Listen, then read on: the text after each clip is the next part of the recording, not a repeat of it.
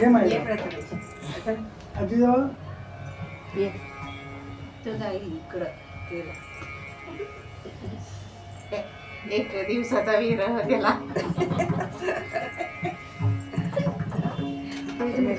एक दिवसाचा विरह होता. ये म्हणणं इथं तू म्हणजे आजींना बसता येईल कुठल्यातरी तू ये. ये ना नो.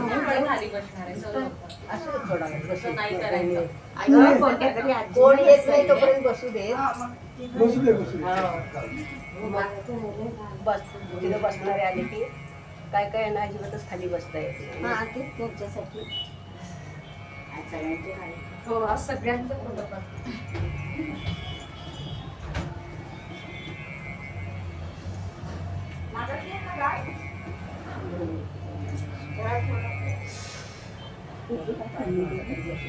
कधी कधी किल्ली कोणाची किल्ली किल्ली दिली का गं सुजाता? कसली चालली अहो ही खाली अभ्यास केव्हा बोलत राहिली देऊन ठेवू का चालू देऊन ठेव. पण खाली ते पुस्तकात कुठं फिरायलाच द्यायला लागेल. बर नाही बसत. नाही देऊन ठेव ना. ती जाडी म्हणली होती म्हणून तिचा पेज नंबर आणि बदलाच खाली नाही ना. वरच्यात आणखी दुसरं. आणि शेजारी पेज नंबर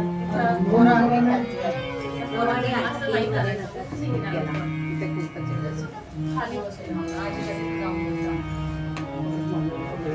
हे म्हण कसा तू म्हटलं बरं का मांडी घालून छान कॉफी फ्रॉक छान आहे खरंच छान आहे फ्रॉक मला देते का घालायला काय बसेल काय दिसेल तुम्हाला छान मांडी घालून बसता येतं किंवा खाली बसल्या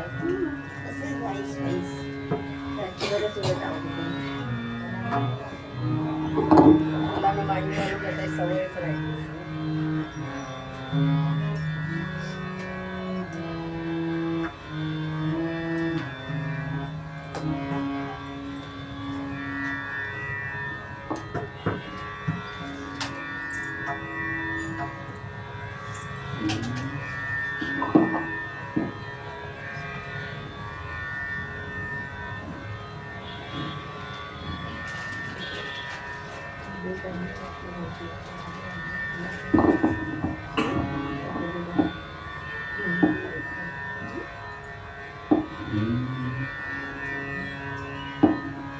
तीन वेळा सामूहिक ओंकार करू त्याच्या मास्तर करू.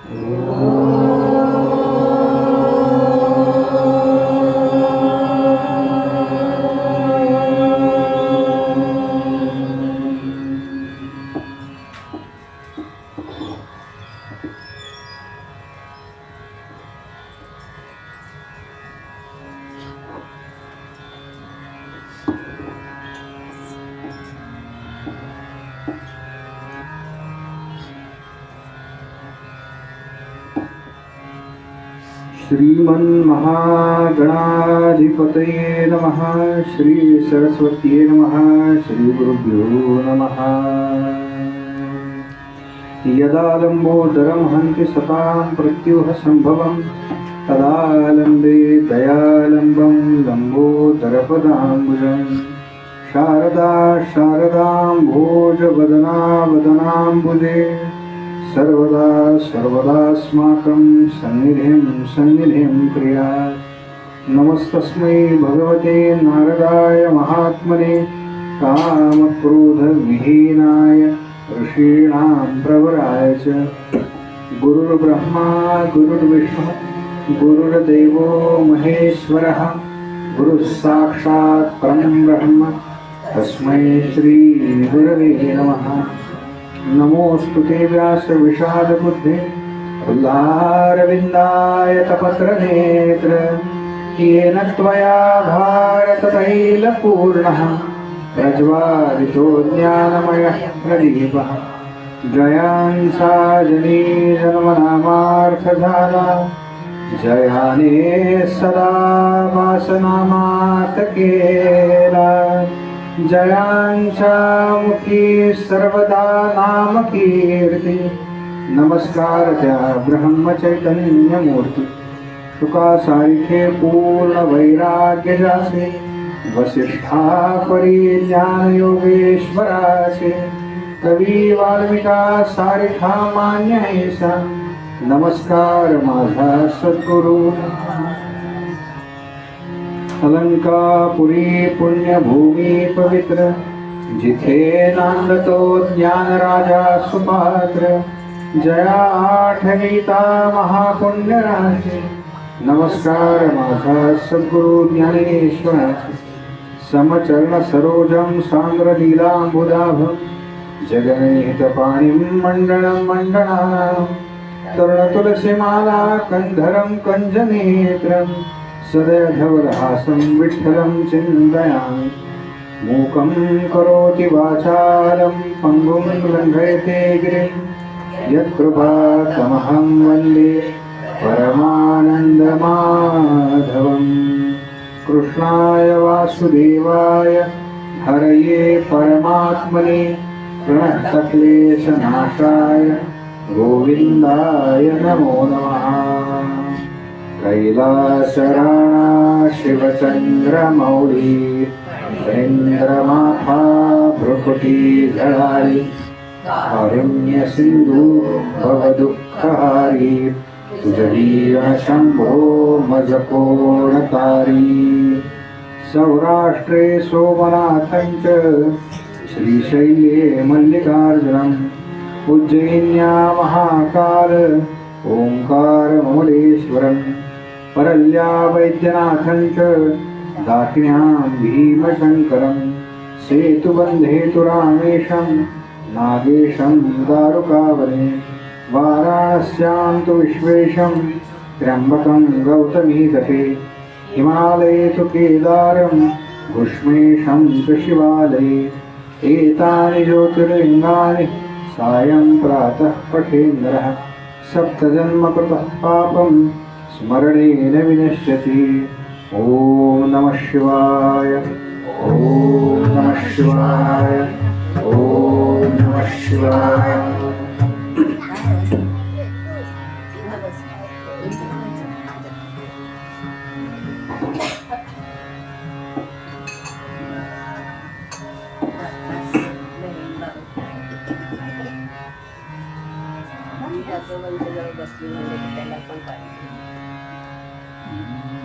ज्यांना भोळा सांब म्हणतात आणि फार फार कमी तपश्चर्याने प्रसन्न होतात बरं का। फार कमी म्हणजे किती? ब्रह्मदेवांनी 10,000 वर्ष तपश्चर्या केली असं सांगितलं। विष्णूंनी पण तेवढीच केली साधारण आणि असुरांनी काही हजार वर्षच केली बरं। आपण धड सुरही नाही आणि असुरही नाही बरं का। त्याच्यामुळे त्याच्या मधल्या कालावधीत 1000 वर्षापासून 10,000 वर्षापर्यंत जेवढा अधिक काळ आपल्याला तपश्चर्या जमेल करायला तेवढी आपण करू, पण सुरुवात करायला लागते ना। मंत्र एकदम सिद्ध होत नाही बरं का, मंत्र वारंवार म्हटल्याने सिद्ध होतो। अक्षर तीच आहेत, श्रीराम जय राम जय जय राम। मग पहिल्या वेळेला दर्शन का नाही? काल आपण समर्थांची कथा पाहिली। पहिल्या वेळेला दर्शन काय? जप होईल 13 कोटी म्हणाले, ते 13 कोटी का तर सिद्ध होतो म्हणून तो पुन्हा पुन्हा जपायचा आणि जपायचा। जय जय शंकर नमामि शंकर म्हणा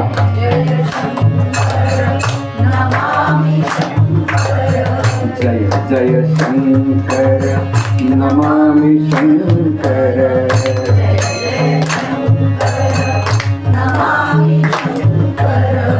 जय शंकर शिव सांब हरे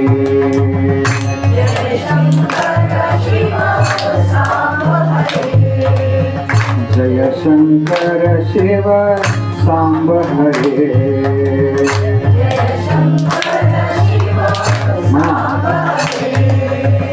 जय जय शंकर नमामि शंकर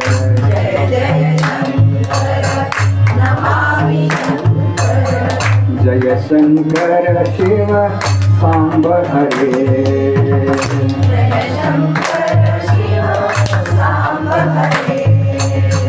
जय शंकर शिव सांब हरे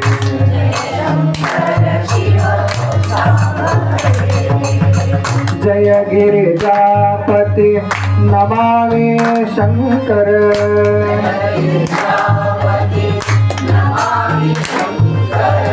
जय गिरिजापति नमामि शंकर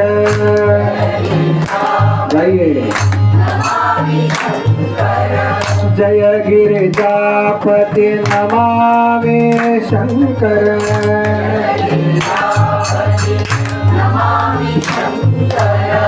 जय जय प्रेमाकार हरे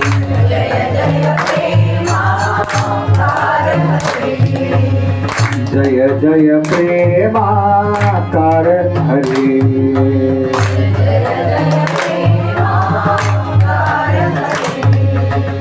जय जय शंकर नमामि शंकर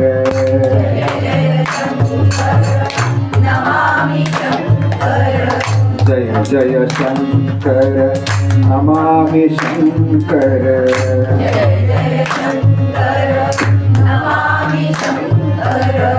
जय शंकर शिव सांब हरे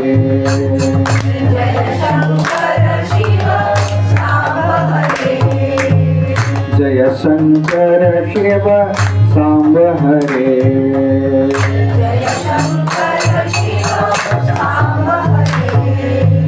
जय गिरिजापति नमामि शंकर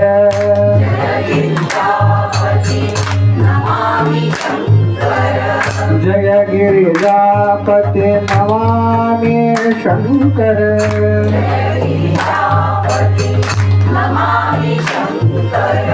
जय गिरिजापति नमामि शंकर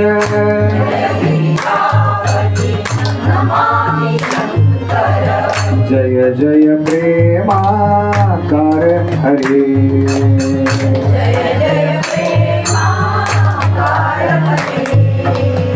जय जय प्रेमाकार हरे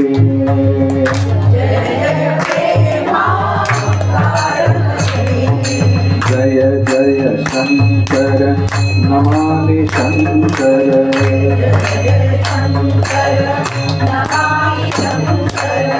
जय जय शंकर नमामि शंकर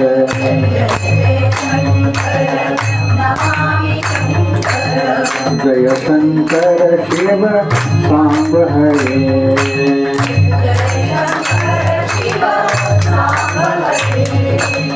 जय शंकर शिव सांब हरे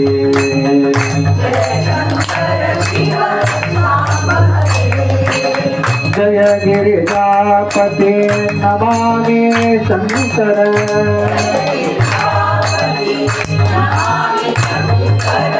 जय गिरिजापति नमामि शंकर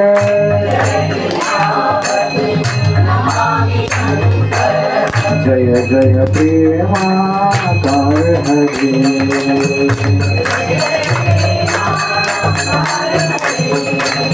जय जय प्रेमाकार हरे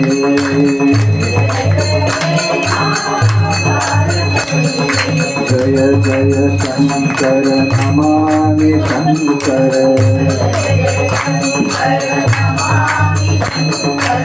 जय जय शंकर नमामि शंकर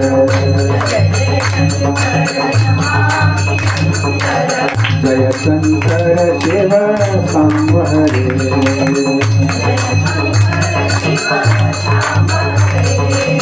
जय शंकर शिव सांब हरे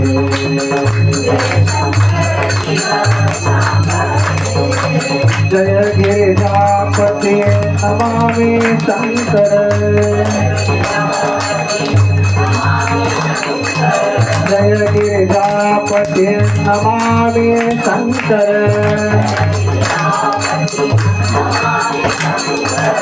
जय जय प्रेमाकार हरि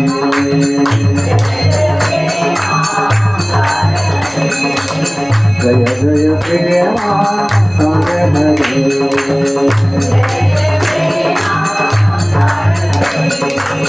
जय जय प्रेमाकार हरि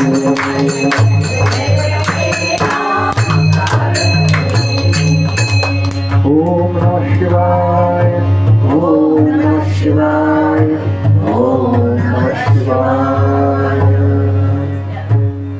अनेन प्रियतां देवो भगवान् जानकीपतिः श्रीरामचन्द्र पूर्वेषाम् अस्माकं कुलदैवतं श्रोता वक्ता श्रीराम समर्थ श्रीराम समर्थ श्रीराम समर्थ जय जय रघुवीर समर्थ फक्त मांडी घालून बस बघा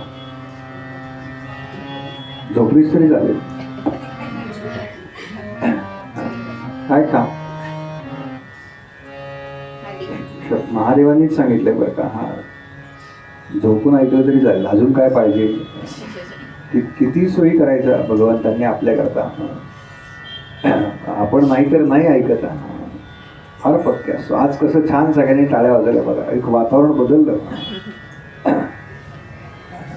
आपल्याकडे आरतीला टाळ्या वाजवतात ना त्याच्या मागे विज्ञान आहे बरं का हा ब्लड सर्क्युलेशन सुधारतं आपलं नाही का आपण हल्ली ते 10 दिवसच फक्त वाजवतो त्यात सुद्धा एकच आरती म्हणून हां सकाळची आरती घरात जे असतात ते उरकतात बरं का शब्द योग्य नाही आहे पण उरकतात संध्याकाळी जमलं तर नाहीतर आपलं जेवायला सगळे बरोबर मग होणारच नाव हार्ट अटॅक ब्लड सर्क्युलेशन कशानं सुधारतं त्या गोष्टी विज्ञानानं ज्या सांगितल्या आहेत त्या करतो बरं का आम्ही गोळी घेऊ एक वेळेचा पण टाळ्या वाजवणार नाही आणि आता मंदिर ही एकमेव जागा राहिली बरं का म्हणजे असे कार्यक्रम जिथे होतात ती स्थळं ज्या ठिकाणी शिवपुराण होतं असं सांगितलंय बरं का ते ठिकाण ते घर त्या कालावधीकरता तीर्थक्षेत्रे म्हणून सांगितलंय अजून काय पाहिजे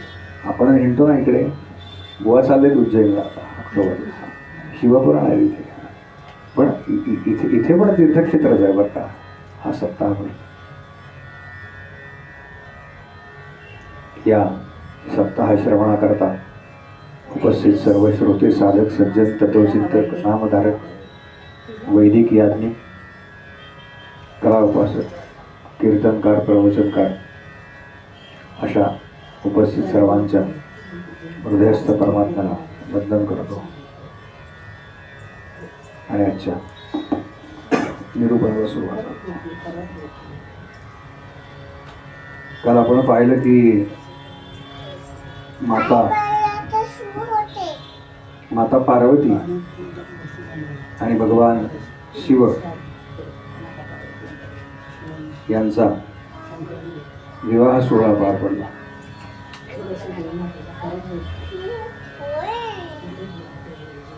शिव हे शक्तीशिवाय अपूर्ण आहेत आणि शक्ती ही शिवांशिवाय अपूर्ण आहे याच्याकरता तो सोहळा आहे बरं का. आधीच्या अवतारामध्ये सतीदेवींनी प्रभू रामचंद्रांची परीक्षा पाहिली आणि मग माझे आराध्य जिला माता म्हणून हाक मारतात तिच्याशी मी व्यवहारामध्ये संसार करणं योग्य नाही. म्हणून त्या देहाचा त्याग करायला लावला सतीदेवींना. त्याच्याकरता त्या यज्ञाचं आयोजन बरं का. त्याच्याकरता ती सगळी दक्षाची कथा आहे. कशाकरता केलं भगवंतांनी. आणि मग यथाकाल मेनेच्या उदरी जन्म घेतला. पर्वताची कन्या म्हणून पार्वती नाव पडलं. तिच्याकडून तपश्चर्या करून घेतली. आपण परीक्षा बघितल्या काय काय घेतल्या त्या. तसे आले बटू वेशामध्ये आले प्रभू. आणि पार्वतीची परीक्षा घेतली. सप्तर्षींच्या मार्फत परीक्षा घेतली. परीक्षेमध्ये पास झाल्यावरती तिला सांगितलं मी तयार आहे लग्नाला. ती म्हणाली असं नाही, माझ्या आई वडिलांना नाही विचारा, मागणी घाला रितसर. मग प्रभू गेले. नटराज जो अवतार आहे ना, नटभैरव, त्या रागाची निर्मिती तिथे आहे बरं का.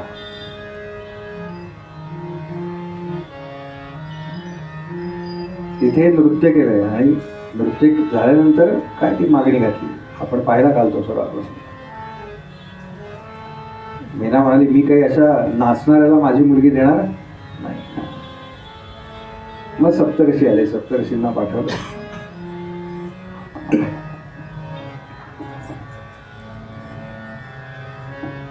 आणि मग थाटामाटात ती शिवांची सगळी मिरवणूक निघाली नाही का. मिरवणूक असं काय एक एक सगळे मेकअप करून आले होते. चिताभस्म काय फासले अंगाला. कोणाचा हात नाही, कोणाचा पाय नाही. काल पाहिला आपण ते सगळं.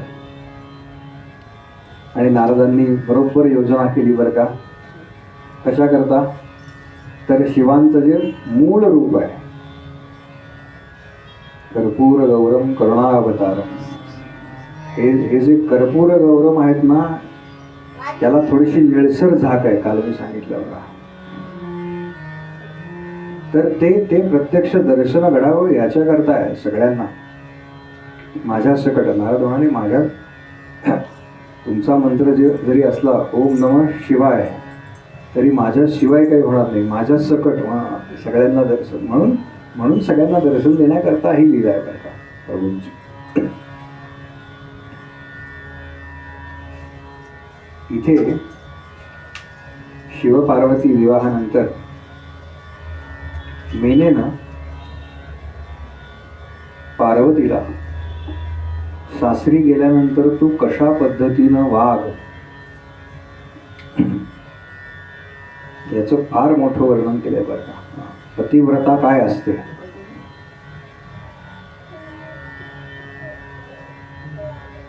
कधीतरी संधी मिळाली तर ते ऐकवीन. कारण हल्ली फार त्यातलं काहीच राहिलेलं नाही बरं का. म्हणजे अनुसया मातेनं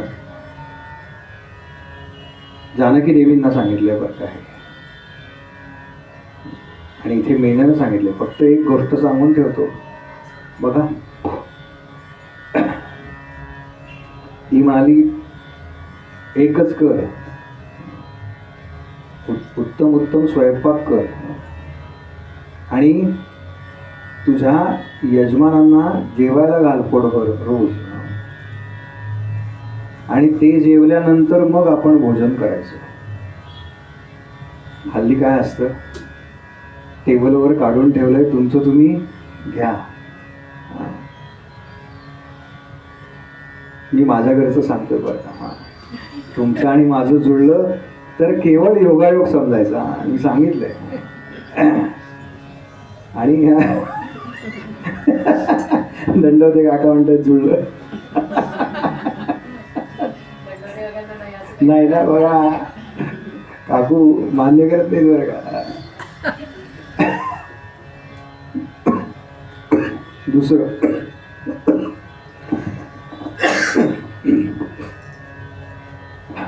पती झोपल्यानंतर आपण झोपायचं आणि पती उठण्यापूर्वी आपलं स्नान झालेलं पाहिजे.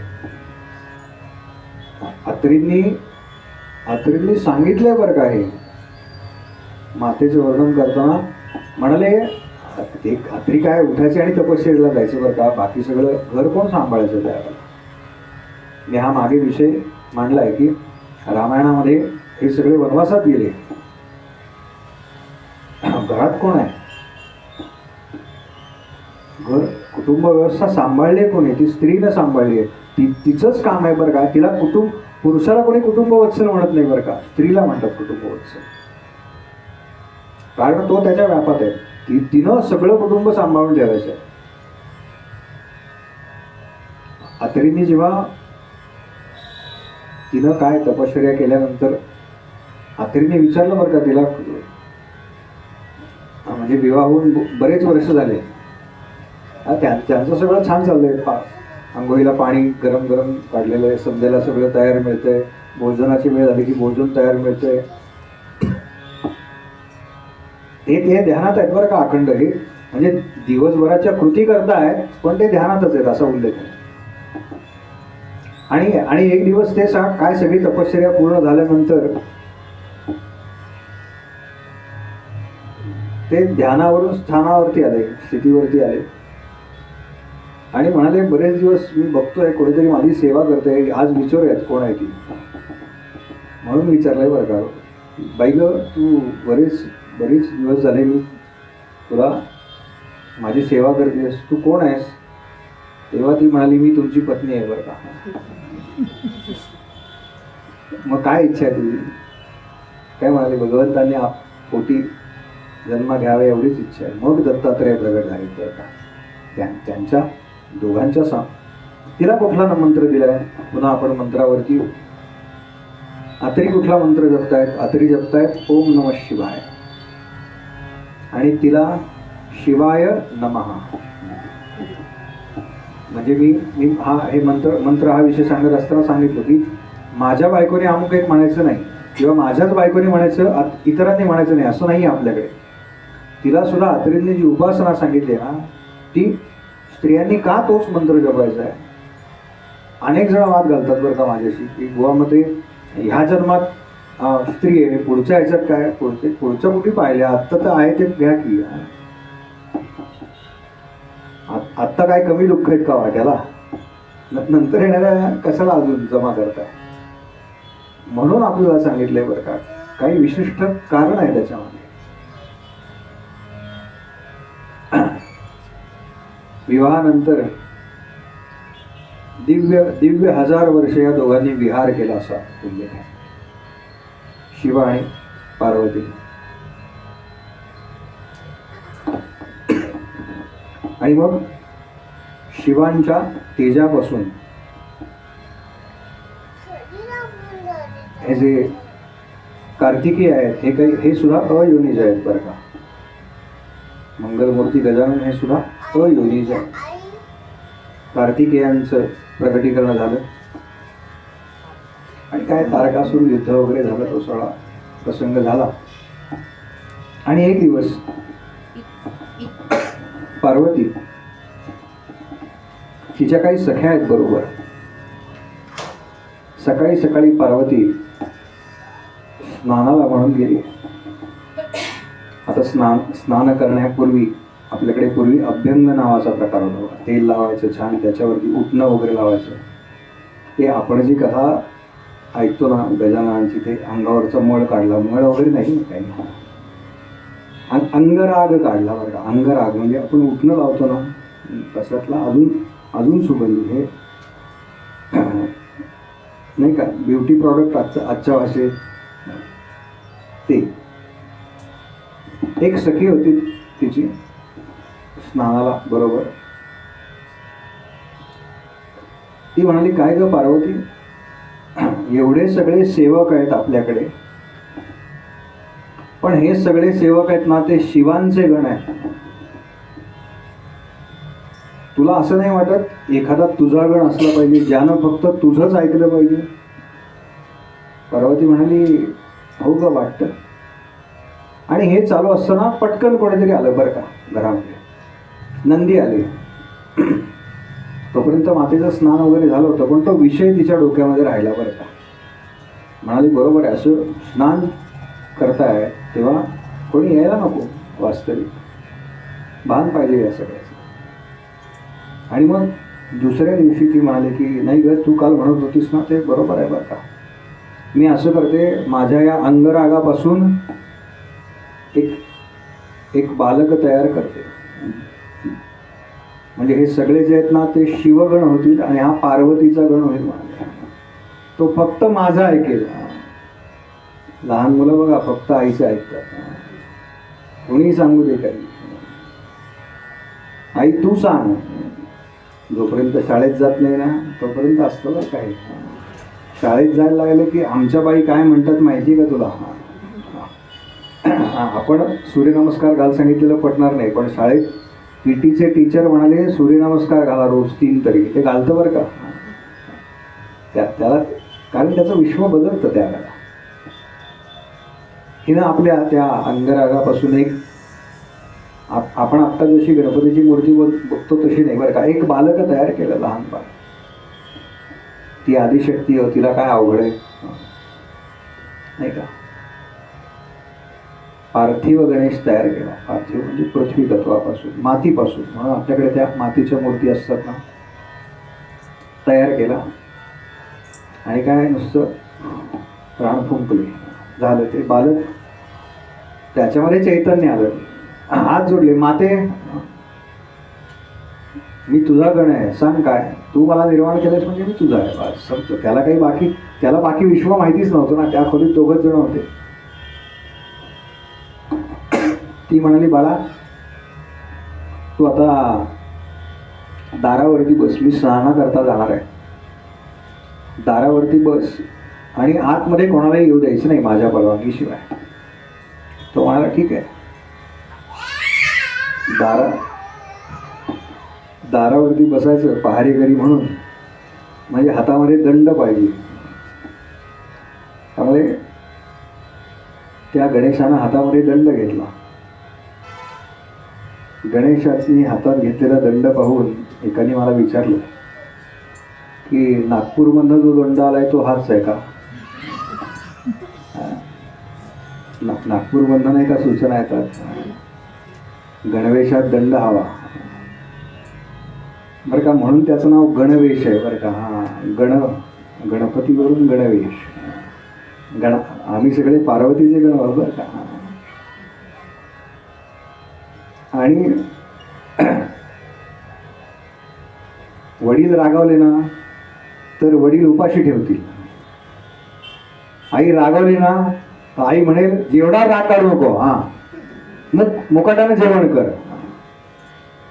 का मातेला वाटलं आपल्या मुलांना भरपूर छान जेवावं का, छान तब्येत असावी, उपाशी राहू नये. का काय राग आहे ते नंतर, भांडणं सगळी नंतर.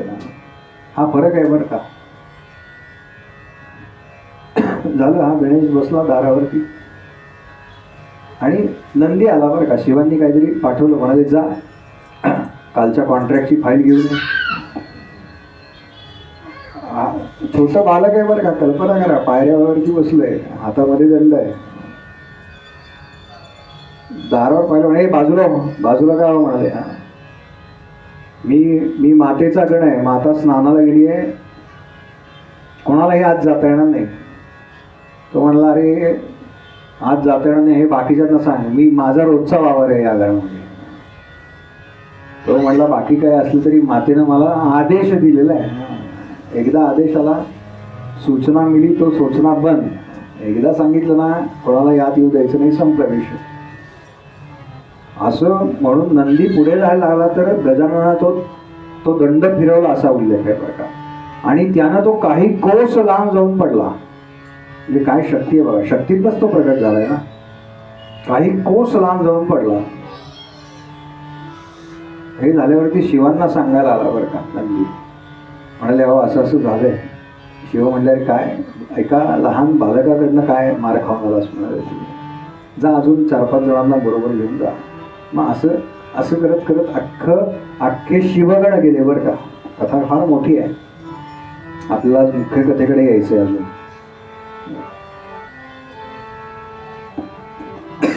आणि आपल्या सगळ्या गणांनी असा त्या गणेशाकडून मार खाल्लाय हे ऐकून शिव संतापले. शिव क्रोधानं लाल लाल लाल लाल झाले. शिव तिथे आले आणि शिवांनी आपल्या शस्त्रानं त्या बालकाचं मस्तक धडा वेगळं केलं. आता ते धड तिथे पडलंय बरं का, ते मस्तकही तिथेच पडलंय. आणि मातेचं स्नान वगैरे झालं आणि पार्वती बाहेर आली. तिनं बघितलं की आपण जी निर्मिती केली ती मृत झालेली आहे.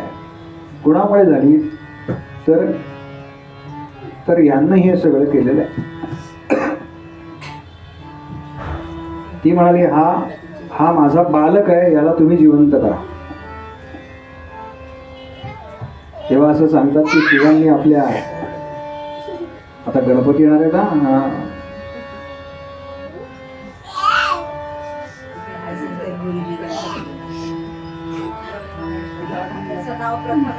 त्याचं नाव अरे वा मोरया मोरया मंगलमूर्ती मोरया मोरया मोरया सिद्धिविनायक मोरया मोरया मोरया अष्टविनायक मोरया मोरया मोरया भैरेश्वरा मोरया मोरया मोरया गणपती बाप्पा मोरया मोरया मोरया गणपती बाप्पा मोरया मोरया मोरया गणपती बाप्पा मोरया.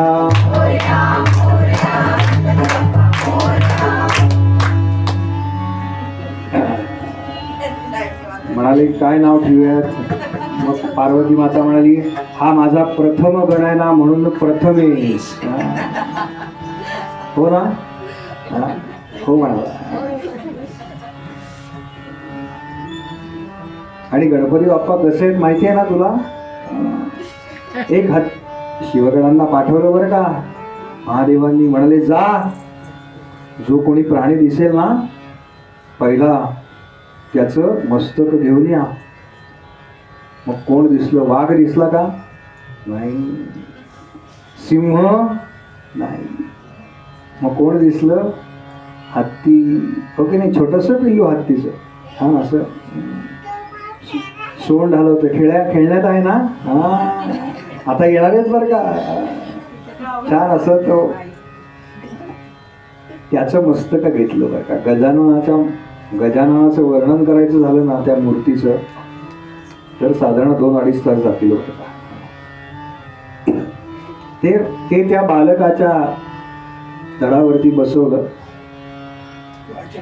आणि काय शिवांनी पाहिलं बरं का. फक्त कृपादृष्टी. शिवांनी एकदा आपल्याकडे दृष्टी टाकली ना की लक्षात ठेवा जीवाचं कल्याण आहे. फक्त आपण त्यांच्या रेंजमध्ये यायला पाहिजे. आपण त्यांच्या रेंजमध्ये यायला पाहिजे. म्हणजे त्यांची नजर जिथपर्यंत जातीये तिथपर्यंत आपण पुढे पुढे पुढे पुढे पुढे पुढे जायला पाहिजे. हे कशानं होतं, हे साधनेनं होतं, हे तपश्चर्येनं होतं. कारण तप करणारा शिवांना अत्यंत प्रिय आहे. पण मग हे ज्याला जमत नाही त्याचं काय होतं, त्याचा उद्धार होत नाही का हो? नाही हो.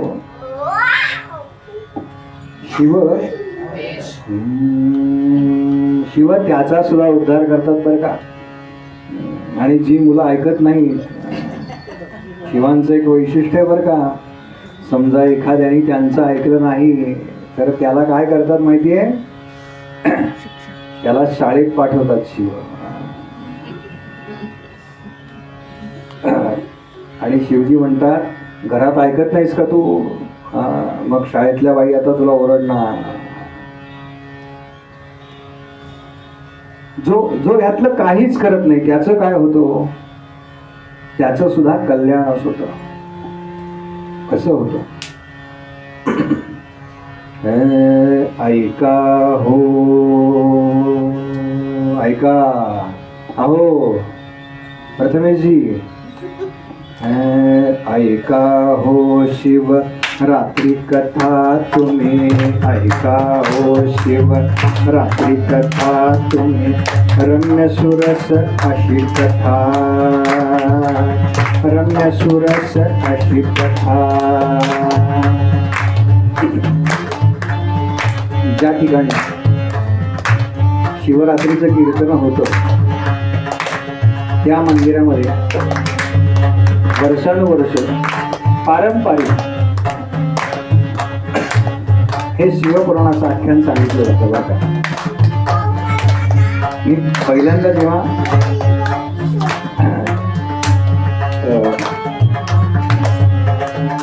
महाशिवरात्रीला गेलो ना, आमच्या एका मुलांनी मला फोन केला की असं असं महाशिवरात्रीचं कीर्तन.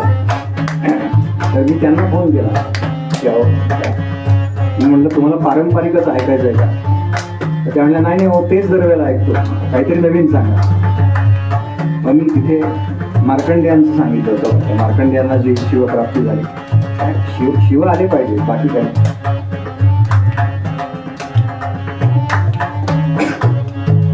ऐका हो शिव रात्री कथा अति, ऐका हो शिव रात्री कथा अति, रम्य सुरस अशी कथा,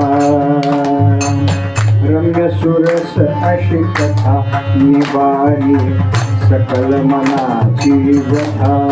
तुम्ही ऐकलं असेल अनेक. एकतर फार कोणी सांगत नाही, कारण शिवरात्रीला मंदिरातच एवढी गर्दी असते. फार कमी मंदिर आहेत जिथे कीर्तन होतं त्या दिवशी. आणि दिनविशेष जो आहे तेच आख्यान खरं तर सांगितलं गेलं पाहिजे बरं का. पण हल्ली काय पब्लिक डिमांड, म्हणून काहीतरी नवीन. पण मग हे आख्यान सांगितलं जातं किंवा आपण आज सांगायलाच पाहिजे. अशी कथा निवारी सकल मनाची व्यथा. कोणत्या महिन्यात येते शिवरात्री? माघ महिन्यात. माघ मास हा सागजनाला, माघ मास हा सागजनाला, तारक संस्कृती पती, तारक संस्कृती पती, तयातच कृष्ण चतुर्दशी तिथी. काय जबरदस्त जुन्या लोकांची कवन आहेत बरं. काही आमच्यासारखं नाही रला र आणि टला ट. आमचं तसंच आहे. आवडतं म्हणजे काय, तुमचं माझ्यावर एवढं प्रेम आहे म्हणून तुम्हाला आवडतं बरं. माघ मास हा सागजनाला, तारक संस्कृती पती. माघ महिना तारक म्हणाले. माघ मास हा माघ मास हा सागजनाला, तारक संस्कृती पती, तयातच कृष्ण चतुर्दशी तिथी, तयातच कृष्ण चतुर्दशी तिथी. कुठे आलं हे सगळं? शिवपुराणात आलंच आहे, पण अजून कुठे आलंय? स्कंद पुराणी, स्कंद पित्याचा, स्कंद पुराणी.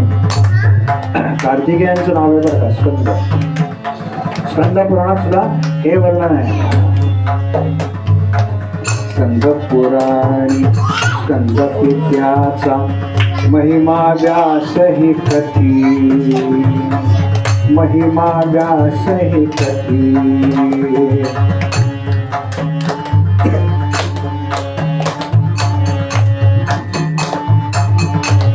तयातच कृष्ण चतुर्दशी तिथी.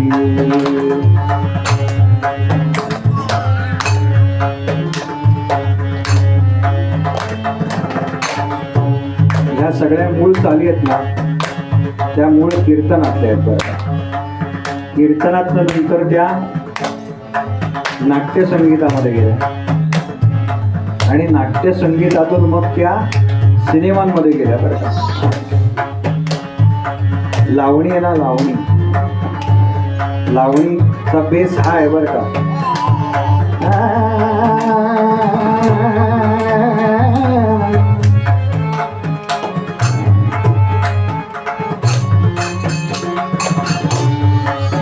नाही का, सवाल जवाब व्हायचे बघा.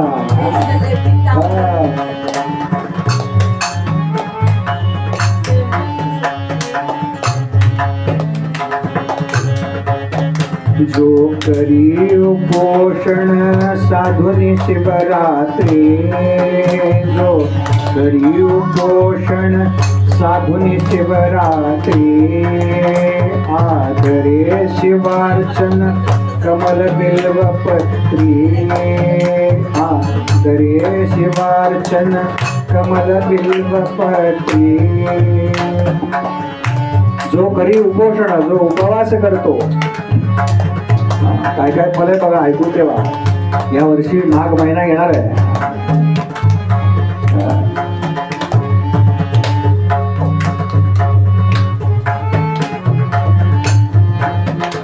जो करी उपोषण साधुनी शिवरात्री, जो करी उपोषण साधुनी शिवरात्री, आदरे शिवार्चन कमल बिल्व पत्री. काय काय आवडतं शिवांना?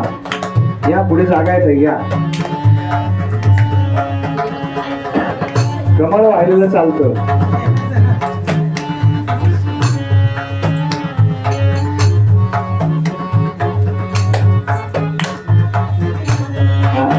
ऐका, काय काय चालतं शिवांना? कमळ वाहिलेलं चालतं. लक्षात ठेवा, कमळ चालतं. शिवांना सुद्धा कमळ प्रिय आहे. मी पुन्हा पुन्हा का सांगतोय, नीट लक्षात ठेवा. शिवांना सुद्धा ते कमळ प्रिय आहे. हा, श्रोते हसले ना की कळतं बरं का, काय काय सांगायचं बा.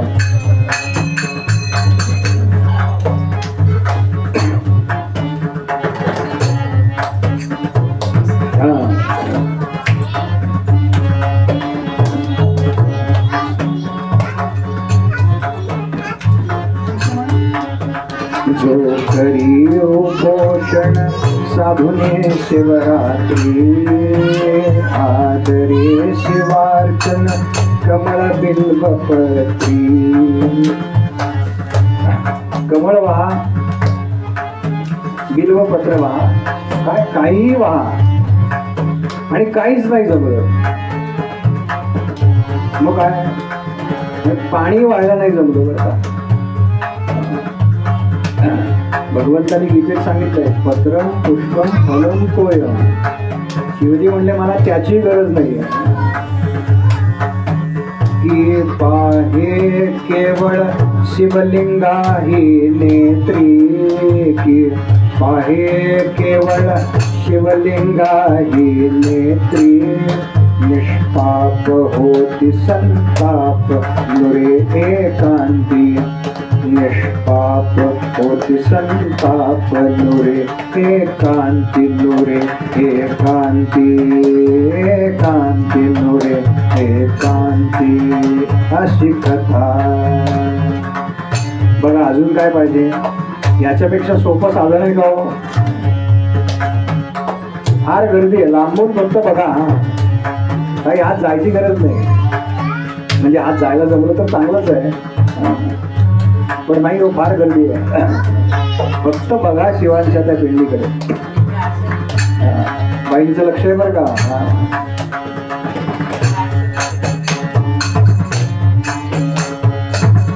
काय आहे ती जेव्हा पुढे काय 25-30 वर्षाची होतील, परदेशात जातील समजा, चांगले उत्तम शिकून मोठे होतील ना, तेव्हा त्यांच्या लक्षात राहील बरं का की आमच्या काय घरी असा कार्यक्रम झाला होता. हा संस्कार फार गरजेचा आहे लहान मुलांचा. माझ्याकडे जेव्हा पहिल्यांदा कथा झाली ना आमच्या घरी,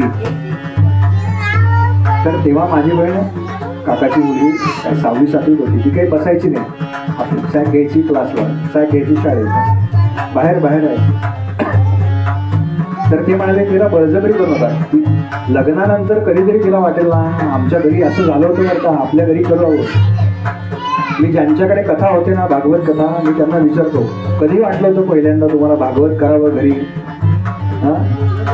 10, 15, 18 वर्ष, 25 वर्षापूर्वी बुवा आम्ही कथा ऐकली होती, तेव्हा वाटलं होतं की घरी व्हावं. हे साठत येतं बरं का, हे एकदम एका रात्री नाही होत बरं का, साठत येतं आणि मग ती प्रेरणा मिळते. एवढं पुण्य साठल्यानंतर ते प्रेरणा देतात की आता अर्घत नाही करायला तुला. जो पाहे केवळ शिवलिंगा हे नेत्री, काही जमलं नाही, फक्त डोळ्यांनी पहा शिवपिंडी, बस तेवढं जरी केलं ना. मंदिरात का जायचं तर तिथे व्यवस्थित प्राणप्रतिष्ठापना केलेली असते, मंत्र म्हटलेले असतात, तिथे त्या तत्वाची शक्ती अधिक असते. सकळ मनाची व्यथा निवारी,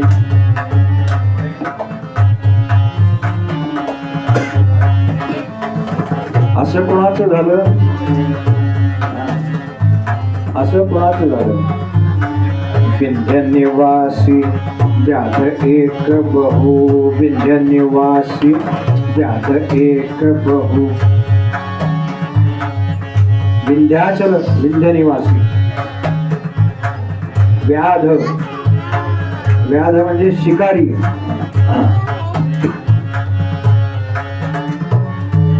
विंध्य निवासी व्याध एक बहु, विंध्य निवासी.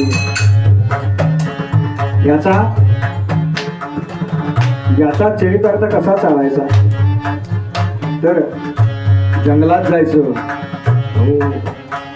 घोर अरण्य, वाघ, सिंह, हत्ती, झेब्रा, पाहतो ना आपण कात्रजच्या उद्यानात, पुस्तकात पाहतो की नाही चित्र सगळी, असे प्राणी प्रत्यक्ष दिसताय. हो, धनुष्यबाण घ्यायचं हातामध्ये आणि एखाद्या प्राण्याला टिपायचं आणि बरोबर बाण सोडायचा. बाण लागला की काही क्षणामध्ये ते जे कोण हरिण आहे म्हणा, ससा आहे, मोर आहे, हे गतप्राण होतं. ते घरी आणायचं, त्याचं मांस शिजवायचं आणि ते भक्षण करायचं. त्याच्या कुटुंबाचा उदरनिर्वाह याच्यावर चाललाय बरं. म्हणजे बघा किती खालच्या थरातला आहे, पण त्याचाही उद्धार केलाय बरं का, त्याचा उद्धार केलाय.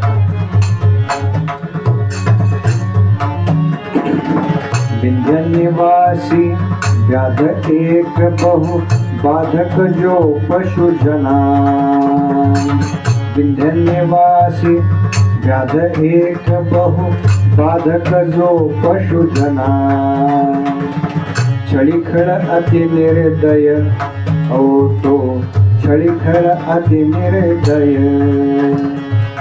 चांगल्या लोकांना त्रास द्यायचा, त्या जंगलात जर कोणी सापडलं तर त्यांची लुटमार करायची, थोडक्यात छळायचं.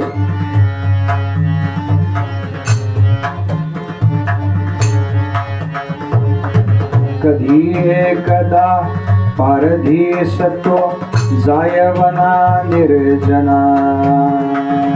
कधी एकदा असं झालं की तो म्हणाला जरा अजून आत जाऊया, थोडं जंगलात जाऊ, आत निर्जन जिथे आहे ना तिथे जाऊ.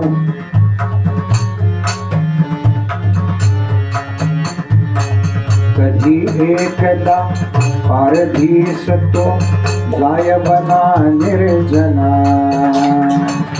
क्रूर धीतो मान्य सदा हो, मान्य सदा दुर्जना. क्रूर धीतो मान्य सदा हो, मान्य सदा दुर्जना. एकदा वाईट मार्ग पत्करला की तो कितीही खालच्या थराला जायची त्याची तयारी असते. दुर्जनांना ते मार्ग सज्जनांचे वाटायला लागतात ना. बघा आता पाकिटमार कमी झाले, पण मोबाईल चोर स्वारगेटला, पुणे स्टेशनला आहे की नाही? काय काय चोरतात तो हल्ली? मोबाईल चोरतात. पाकिटात काय कोणाच्या हल्ली पैसे नसतात, ऑनलाईन म्हणाले सगळे. बघा बाहेरून त्यांना तुम्ही समजावलंत ना, समोर हो हो म्हणतील बरं का, पण त्याचं जे व्यसन लागलेलं असतं ना, आपण वर्तमानपत्रात वाचतो IT झालेला मुलगा आहे पण 2 व्हीलर चोरतो, आहे की नाही? पुण्यामधल्या घटना आहेत बरं का. एकदा तो मार्ग अवलंबला, सोप्या मार्गाने पैसे मिळायला लागले की कष्टाचे मार्ग नको वाटायला लागतात. पण कष्टाशिवाय पर्याय नाही बरं का. नवीन ठिकाणी लागल्यावरती 10-12 वर्ष कष्ट आहेतच, त्यालाच तर तप म्हटलेलं आहे. तप वेगळं काही नाही बरं का. आता काय तप असं वनात जायचं, डोळे मिटून बसायचं आणि ओम नमः शिवाय नाही. जे आपलं कर्म आहे ना ते तपाप्रमाणे करायचं, तर प्रगती आपली. पण यानं वाम मार्गाचा अवलंब केलाच होता, त्यामुळे काय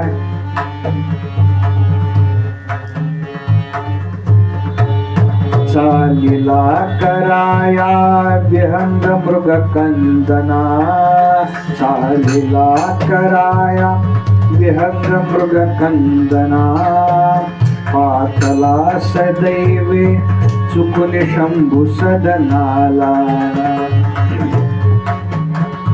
सकाळी जो उठून घरातनं बाहेर पडला होता त्या काळात काही चहा वगैरे प्यायची पद्धत नव्हती, हे नंतर आलंय बरं का.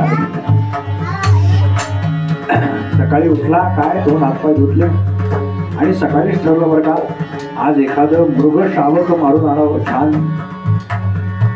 आत आत आत आत जाऊन निवड अरण्यामध्ये जरा वेगळा रस्ता पत्करला, नाही का. नेहमीच्या रस्त्याने आपण जातो तेव्हा माहिती असतं, तर आम्ही रोज जातो ना इथनं, तेव्हा इथलं जे गणप मंदिर आहे मोठं तिथे आरती चालू असते बघा. आम्ही आपलं बाहेर जाऊन नमस्कार करतो पुढे. नेहमीच असेल तर आपसूक होतो बरं का. यानं मार्ग बदलला आणि चुकून त्या ज्या गावात हा चालला होता तिथे शिवांचं मंदिर होतं. पातला सुदैवे चुकून शंभू सदना, चुकून आला बरं का तिथे. पाहिलं तर ही भली मोठी रांग समोर उभा आहे मंदिराचा. काय म्हणाला बावळट लोक आहे, मंदिरात जाणारे बावळटच वाटतात बरं का. जेव्हा त्यांच्यावर वेळ येते ना तेव्हा मग देवा मला पाव बरं का. आता काय देवा पाव, जेव्हा तुमचं पाव मिसळ खाण्याचं वय होतं तेव्हा कधी नाही गेला देवाला. जोपर्यंत शरीरात रग आहे ना तोपर्यंत देव आठवत नाही, लक्षात ठेवा. म्हातारपणी बरोबर आठवतो बरं का. ही जनरीत आहे बरं का, जनरीत आहे, वाईट वाटून घेऊ नका. म्हणून परमार्थ फार अलीकडे सुरू करा बरं का, फार अलीकडे सुरू करा. त्यानं लौकिकातली प्रगती तर होणारच आहे बरं का. तुमची लौकिकातली प्रगती होणारच आहे.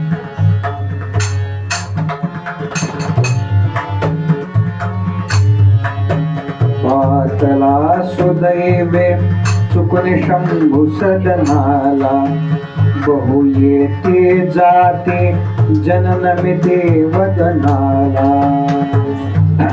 काय लोक जात आहेत तिथे त्या शिवपिंडीवरती, काय वाहत आहेत म्हणाला. हे असं कोण जातं मंदिरात ज्यांचा स्वतःच्या कर्मावरती विश्वास नाही.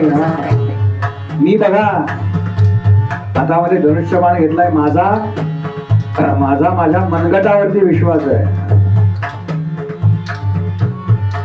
मी आज शिकार करणार आणि ते मांस आहे ना ते माझ्या कुटुंबाला खायला घालणार. मी शिकार करणार, माझ्या मनगटावरती विश्वास आहे.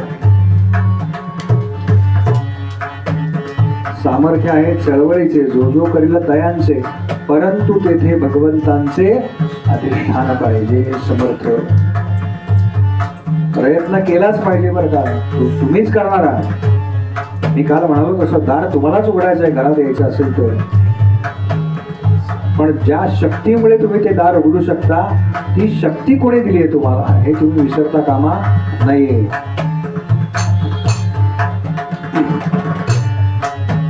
शिवरात्री दिनी, त्या शिवरात्री नेमकी त्या दिवशी होती शिवरात्र. शिवरात्रीला खरं तर उपवास करायचा असतो बरं का. यानं प्लॅन केला, म्हणाले हरिण मारून खाऊ. तुम्ही काही करा, ते देणारे ते आहेत, त्यांनी ठरवलं पाहिजे तुम्हाला काय पाहिजे. काल जे आले त्यांना जिलब्या मिळाल्या की नाही लग्नाच्या. लग्नात गोड बाकी काय सगळं ते श्रीखंड 4-5 पकवान ते हल्ली आपल्याकडे पैसे जास्त झालेत म्हणून बरं का. पण लग्नाला पकवान ना काय, जिलबी,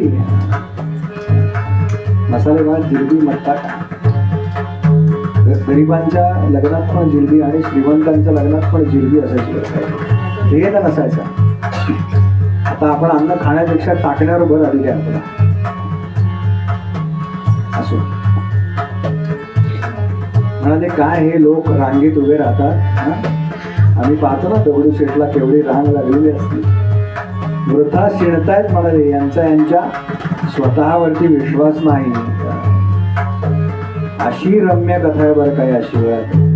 ऐका हो शिव रात्री कथा तुम्ही, ऐका हो शिव रात्री कथा तुम्ही, रम्य सुरस अशी कथा, रम्य सुरस अशी कथा, निवारे सकल मनाची व्यथा, निवारे सकल मनाची व्यथा, निवारे सकल मनाची व्यथा.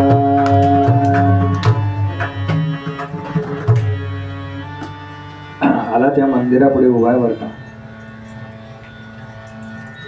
ती रांग बघितली, म्हणाले काय हे सगळे रांगेत उभे, काही यांचा स्वतःवरती विश्वास नाही. आपलं मनगट मजबूत पाहिजे. सैनिक जेव्हा लढतात ना तेव्हा ती बंदूक नाही बरं का लढत, त्या बंदुकीच्या मागे जे मनगट आहे ना ते लढत असतं. पण सैनिकांना तुम्ही विचारा तुम्ही लढता का, ते म्हणतात आम्ही नाही लढत. या मनगटाच्या मागे जे मन नावाचं आहे ना ते मन लढत असतं बरं का. ना आपल्याला राग येतो की नाही. आपण अशी कुठला व्हिडिओ बघितला बघा, काय भारताचा झेंडा जाळतायत, नुकसान करतायत, पाय देतात, राग येतो ना आपल्याला. मग राग येतो म्हणजे येतो ना, राग नक्की कोणाला येतो, वाईट कोणाला वाटतं. तो मन नावाचा जो आपला न दिसणारा इंद्रिय आहे, न दिसणारा अवयव आहे, त्याला ती जाणीव होते. आणि मग जाज्वल्य देशाभिमान आमचा अवघड.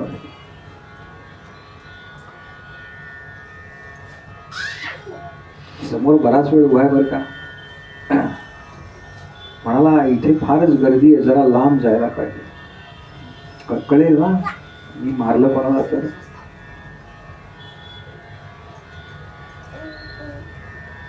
आणि असा समोर उभा आहे, डाव्या बाजूला वळला आणि चालायला सुरुवात केली. आणि असा त्या मंदिराला प्रदक्षिणा मारून पाठीमागच्या बाजूने असा आला आणि त्याला एक रस्ता दिसला. शिवांना कशी शिवपिंडीला प्रदक्षिणा कशी करतात माहिती आहे आपण, पूर्ण करत नाहीत ती. तसं तो 3/4 प्रदक्षिणा पूर्ण केली आणि त्याला एक डावीकडे जंगलात जाणारा रस्ता दिसला. बस तो तिकडनं गेला. त्यावेळेला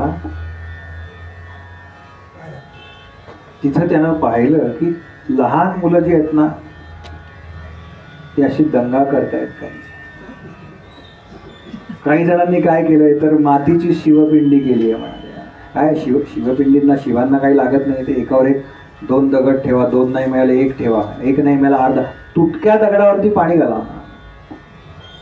म्हणजे आपण जे रस्त्याने येताना जाताना बघतो ना काय शेंदूर लावलेले दगड असतात, त्याची नित्य उपासना करा म्हणे, ते पावेल. एवढी शक्ती आहे. काय मसोबा माळसाई असतं ना गावाचा, हा आमच्या गावचा मसोबा आहे. ते पावेल बरं का, एवढी ताकद आहे भक्तीमध्ये, एवढी ताकद आहे. लक्षात घ्या, त्या दगडात नाहीच आहे, भक्तीत ताकद आहे तेवढी. दगड जागचा हलू शकणार नाही. मग प्रेरणा कोण देणार आहे? आपली जी भक्ती आहे ना, आपली जी साधना आहे, ती ह्या सगळ्याला प्रेरणा आहे. त्यानं पाहिलं इथे काही मोठी मंडळी आहेत, काही लहान मुलं आहेत, काय नाचतायत, काय खेळतात, काय उड्या मारतात, काय.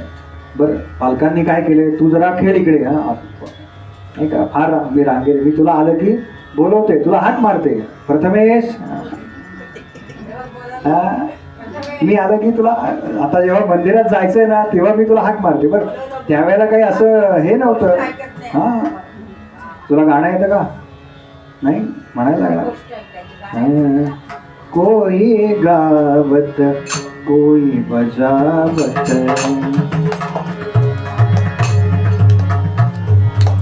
कोई गावत कोई बजावत, कोई ध्यावत शिव भोला.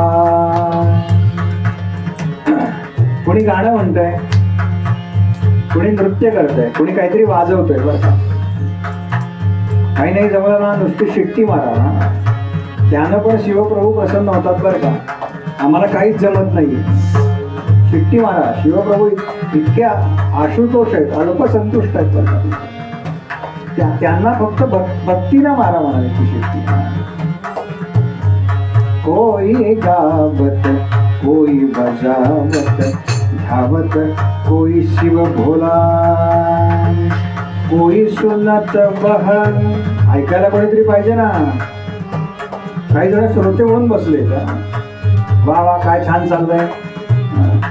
कोई सुनत बहन कोई बरनत, कोणी सांगतंय कोणी ऐकतंय, पण काय करतायत सगळे. कोई सुनत बह कोई बरनत, प्रभु शिवजी की लीला, प्रभु शिवजी की लीला.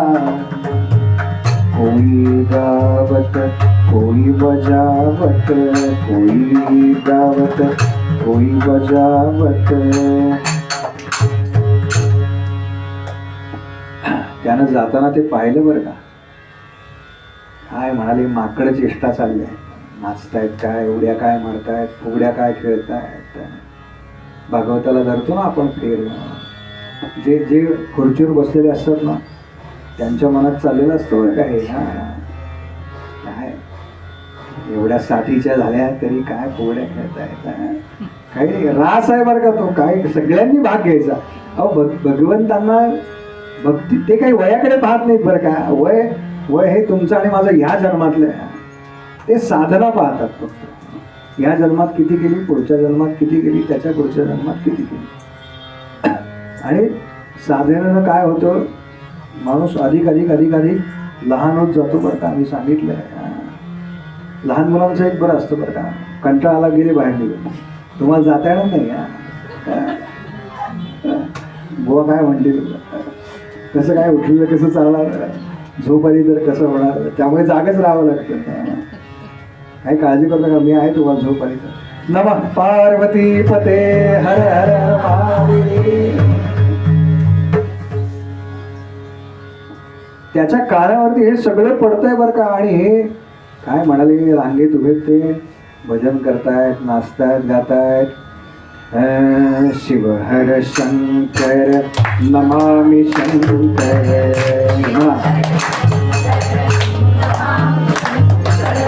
शिव शंकर शिव सांब हरे,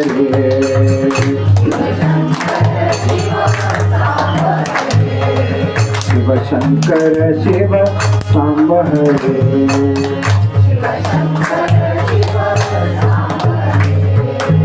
जय गिरिजापते नमामि शंकर,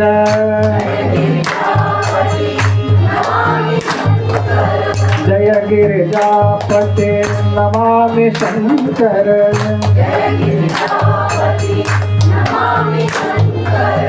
जय जय प्रेमाकार हरे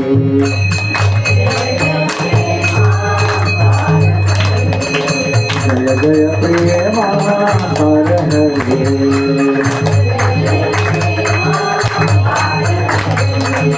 जय जय प्रेमाकार हरे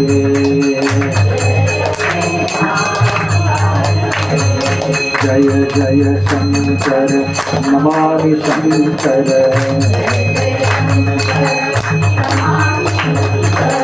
जय जय शंकर नमामि शंकर जय शंकर शिव सांब हरे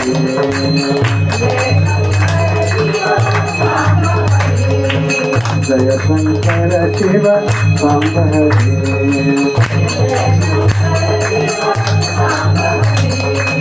जय शंकर शिव सांब हरे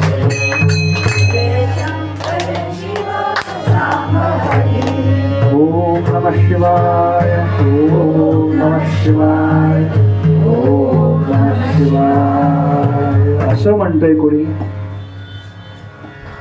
तर कुणी म्हणतंय शिव हर रे सांब सदा शिव शिव हर रे मा शिव हर रे सांब सदा शिव शिव हर रे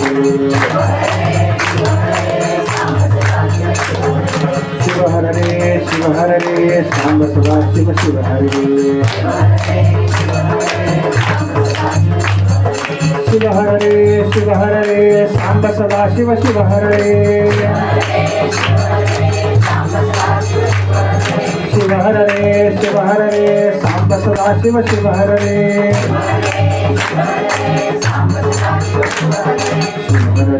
शिव हर रे सांब सदा शिव शिव हर रे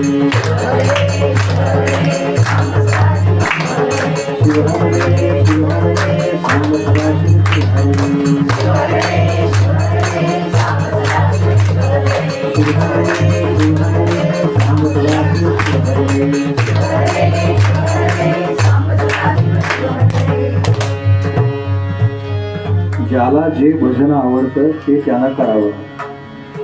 असेच वेगवेगळे लोक वेगवेगळ्या ठिकाणी जमले नाही का. आपण त्या जय मातानी म्हणत जातो वैष्णवदेवी कैलास म्हणजे केदारनाथला हर हर महादेव. काय ज्याला जे भजन प्रिय आहे ते त्यानं करावं. सर्व देव नमस्कार हा केशवम प्रति गच्छती. कोणालाही करा, तू जाणार त्यालाच. आकाशात पतितम तोयम यथा गच्छती सागर. आणि हा याच्या कानावर ते सगळं पडतंय बरं का. आता कल्पना करा, आपण सकाळी काय कामावरती निघालोय, ऑफिसला, कॉलेजला, शाळेला, जे काय आपलं नियतकर्म आहे, आणि आपण एखादं गाणं ऐकलं सकाळी निघताना, तेच गुणगुणत असतो की नाही दिवसभर. आणि आपण एक 2-4 तास झाले ना की स्वतःलाच म्हणतो, शी काय कुठलं गाणं म्हणतोय मी आज. ते ऐकलेलं असतं बरं का सकाळी कधीतरी. अगदी रेडिओवर अगदी लावा असं नाही का, जाताना जरी ऐकू आलं ना, शेजारनं एखादा ट्रक गेला, देखा है पहली बार, तेच गुणगुणतो की नाही आपण. कितीही नाही म्हणलं तरी आपण. आणि म्हणतो बरं का, हाय ट्रकवाल्यांची गाणी, पण ते गुणगुणतो. तसं याचं झालं. आणि ते अखंड शिवहर शिवहर शिवहर ऐकलंय. हा पण आपलं मुखानं त्याचं चालू झालं. त्याचं त्यांनी काही ठरवून केलं नाही बरं का जग. मग बघा, ठरवून केला तर किती फल मिळेल. त्यानं काही ठरवून केलेलं नाही जग. मंदिराला ऑटोमॅटिक प्रदक्षिणा झालीच त्याची, जेवढी शिवांना अपेक्षित आहे तेवढी झालीच. बरं, त्याने शिवपिंडी पण लांबून पाहिली होती नाही का. काय कोणाचं मंदिर आहे मला, एवढी रांग कसली. त्याला काही माहिती नव्हतं आज महाशिवरात्र आहे वगैरे. त्याचा चांगला लाल भाजीचा बेत होता. लांबून पाहिली शिवपिंडी आणि प्रदक्षिणा झाली. मुखाने चालू आहे सारखं शिव हर शिव हर शिव हर शिव.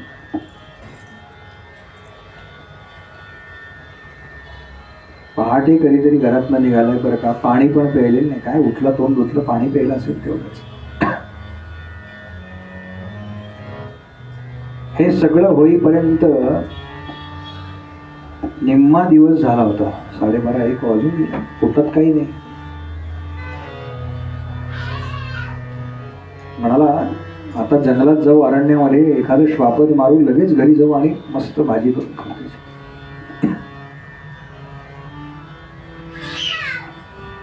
सगळा दिवस वनामध्ये फिरतोय बरं का. कुठे काही नाही. ह्या रस्त्याला जा, काही मिळतंय का, त्या रस्त्याला जा, काही मिळतंय का, काही नाही. पण मुखाने त्याचं तर चालू आहे बरं का, शिव हर शंकर नमामि शंकर, शिव हर शंकर नमामि शंकर. बाण लावलाय, धनुष्याची प्रत्यंच्या खेचलेलीच आहे, त्याला बाण लावलेलाच आहे. काय जो येईल तो मारू म्हणाले प्राणी. आता फार फार त्यात अडकायला नको. शिव हर शंकर नमामि शंकर, शिव हर शंकर नमामि शंकर. अखंड चालू आहे त्याचं.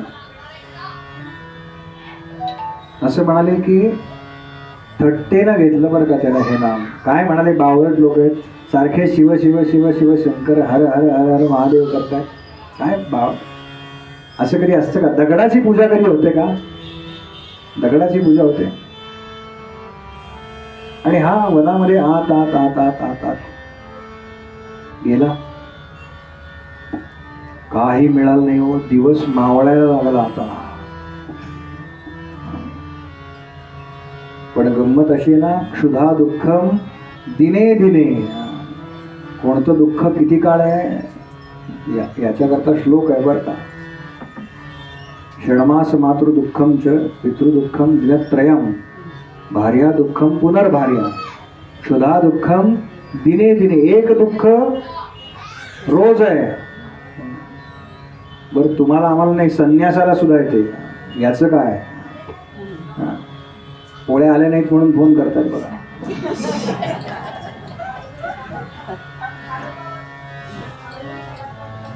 येतील येतील, काय काळजी करू नका, वेळ आहे आपल्याला. स्वाभाविक आहे बरं का. आयोजकांना हे असतेच ते टेन्शन.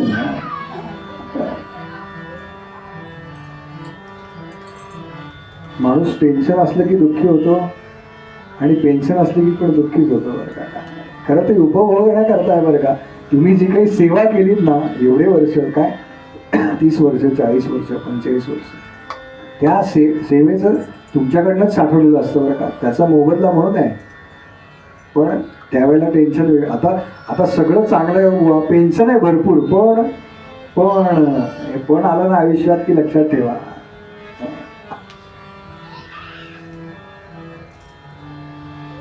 मी अनेक कुटुंब पाहतो बरं का. सगळं चांगलं आहे बुवा, मुलगा मुलगी फार छान आहे, पण 2 महिने झाले मुलाचा अमेरिकेवरून फोन आलेला नाही. आईला काय होत असेल, त्या काय यातना होत असेल. असं हा म्हणला काहीतरी तर सापडेल, अजून आज जाऊ. आणि एका बाजूने जात असताना गार वारं आलं. तोपर्यंत संध्याकाळ झाली बऱ्यापैकी. गार वाऱ्याची झुळूक आली. म्हणाला ज्या अर्थी गार वारं या दिशेने येते ना, त्या अर्थी इथे जवळपास कुठेतरी तळं असलं पाहिजे, ओढा असला पाहिजे, काहीतरी झरा असला पाहिजे. येत आहेत उचलणार. शिवांना काळजी करू नका.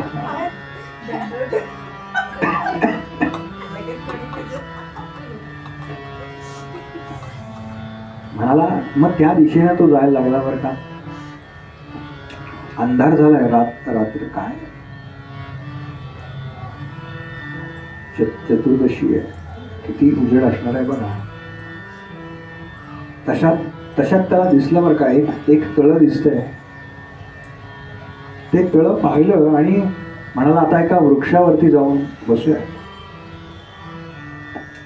म्हणून एक झाड बघितलं ज्याच्यावरती चढणं सोपं होतं. त्याला सवय होती त्याची. तो झरझर झरझर झरझर झाडावरती चढला आणि धनुष्याला बाण लावलाय बरं का, पण ते तळं काही व्यवस्थित दिसत नाही. झाडाच्या फांद्या येतात ना मध्ये, मग त्यानं काय केलं तर त्या फांदीला आलेली काही पानं ती खोडायला सुरुवात केली. ते तोडायचं खाली टाकायचं, तोडायचं खाली टाकायचं. त्याच्या योगायोगानं त्या वृक्षाखाली एक शिवपिंडी होती आणि तो ज्या वृक्षावरती चढला होता तो बिल्व वृक्ष होता. हे म्हणजे अगदी तुम्ही सिनेमासारखंच सांगताय बुवा. एवढे योगायोग होतात का कधी आयुष्यात, त्याचं पुण्यकर्म असणार हो काहीतरी मागच्या जन्मीचं, म्हणून त्याच्या उद्धाराची वेळ आहे जवळ आलेली आता. बरं असं आहे ना की इथनं दिसत नाही म्हणून माणूस काय करतो, जरा वेगळ्या फांदीवरती जाऊन बसतो नाही का, तिथनं अजून वरनं गेलं की व्ह्यू क्लिअर दिसतो बघा. म्हणजे इथनं बघणं आणि गच्चीवरनं बघणं अजून अजून व्ह्यू क्लिअर ना. तसा तो एक एक बारीक बारीक काय ती बिलवदळं खोडतोय आणि टाकतोय खाली. बरं ती शिवपिंडी स्वयंभू आहे असं सांगितलं. अनेक ऋषींनी आधी तिथे तपश्चर्या केली. आपण बिल्ववृक्षाचं महात्म्य पाहिलं, बिल्ववृक्षाखाली बसलात तुम्ही तर अनेक असाध्य रोग बरे होतात. केवळ त्याच्यामधल्या व्हायब्रेशन्सने बरे होतात. म्हणजे ते काही जादू करत असं नाही बरं का. उगाच विज्ञान जे आहे ते समजून घ्यायचं त्याच्या मागचं.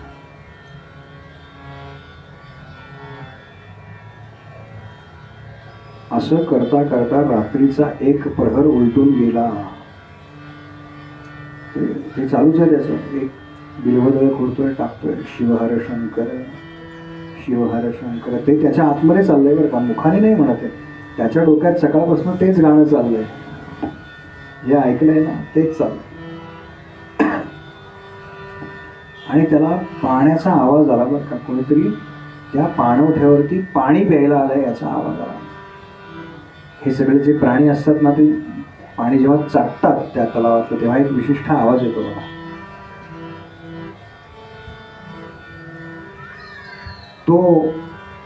तो यायला लागल्यावरती यानं प्रत्यंच्या तांडली बाण लावलाच होता. तो आ कर्ण ओढला आणि म्हणाला आता हिचे प्राण घेतो. बस एवढ्या वेळ मी ज्या करता थांबलोय ते सावज आता समोर आलं. आणि त्यानं ती ताणलेली प्रत्यंचा होती ना त्याचा आवाज त्या हरणीला गेला. हरणाचे कान फार तीक्ष्ण असतात बरं का. कोण कशानं बोलला याच्यामध्ये सांगताना हरिण हे नादानं बोललं असा उल्लेख आहे बरं का, आवाजानं. हरण पकडतात ना तेव्हा विशिष्ट नाद करतात बरं का, विशिष्ट नाद करतात. त्यानं ते एका जागेवर थांबतं, स्थिर होतं. स्तन म्हणतो ना आपण, हल्लंच नाही. कसं हल्लं नाही तर त्या नादानं हल्लं नाही. त्या फ्रिक्वेन्सी मॅच करतात. प्राणी पकडतात तेव्हा प्रत्येक प्राणी पकडण्याची पद्धती वेगळी आहे. हरिण अशा पद्धतीने पकडतात. याचा वापर करू नका बरं का, मला माहिती आहे म्हणून फक्त सांगितलं. नाहीतर बुवांनी सांगितलंय म्हणून तुम्ही माझ्या मागे ते वन विभागाचे लागतील. त्या हरणानं त्या प्रत्यंचेचा आवाज ऐकला आणि त्याच्या लक्षात आलं आता आपलं मरण जवळ आलंय. आणि ते हरिण मनुष्यवाणीनं बोलायला लागलं. म्हणाली, व्याधा मला मारू नकोस. का तर मी गर्भवती आहे आणि काही तास शिल्लक आहे तो गर्भ बाहेर या. प्राण्यांना हे कळतं कधी लक्षात घे.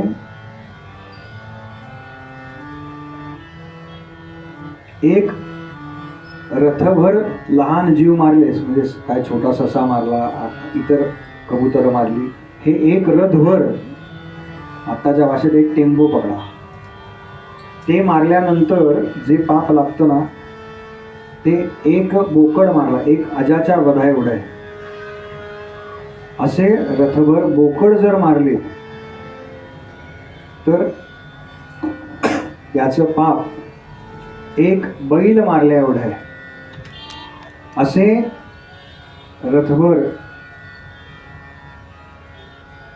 असे 100 बैल जर तू मारलेस तर त्या 100 बैलांच्या वधाचं पाप हे एका गाईच्या वधा एवढं आहे. गोहत्येचं पातक किती मोठं बघा. अशा 100 गायींचा वध केला की एका ब्रह्महत्येचं पातक आहे. एक ब्रह्महत्या ही 100 गायींच्या वधा एवढी सांगितलेली आहे.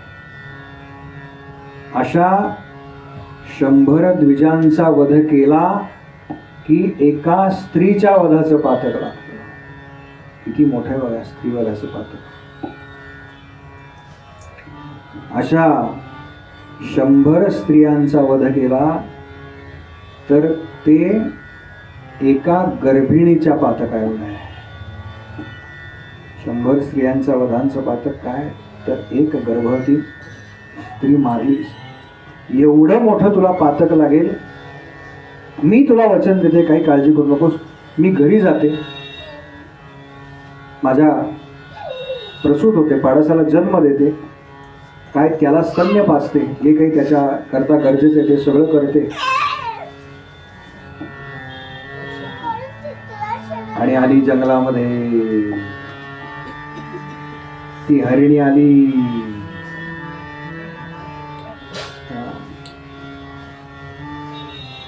मी परत येते, मी तुला वचन देते.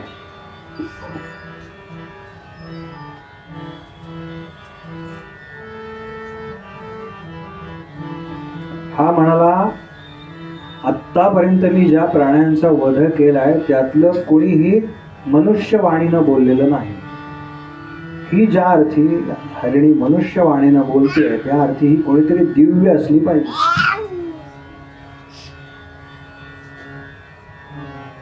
कोण आहे तिला विचारूया. ती ज्या अर्थी मनुष्यवाणीनं बोलतेय त्या अर्थी मी जे काही बोलणार आहे ते तिला समजेल, म्हणूनच ती मनुष्यवाणीनं बोलते माझ्याशी.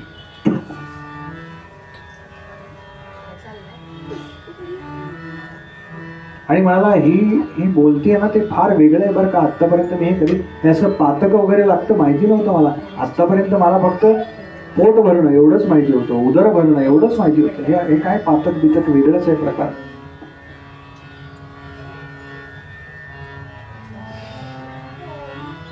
म्हणाला अगं हरणी, तुझ्याकडे बघून पहिल्यांदा माझ्या मनामध्ये दया उत्पन्न झालेली आहे बरं का. याचं कारण असं आहे की तू मनुष्यवाणीनं बोलतेस, तेव्हा मला सांग की तू कोण आहेस. आणि तू जर मनुष्यवाणीनं बोलतेस तर तुझी अशी अवस्था का झाली.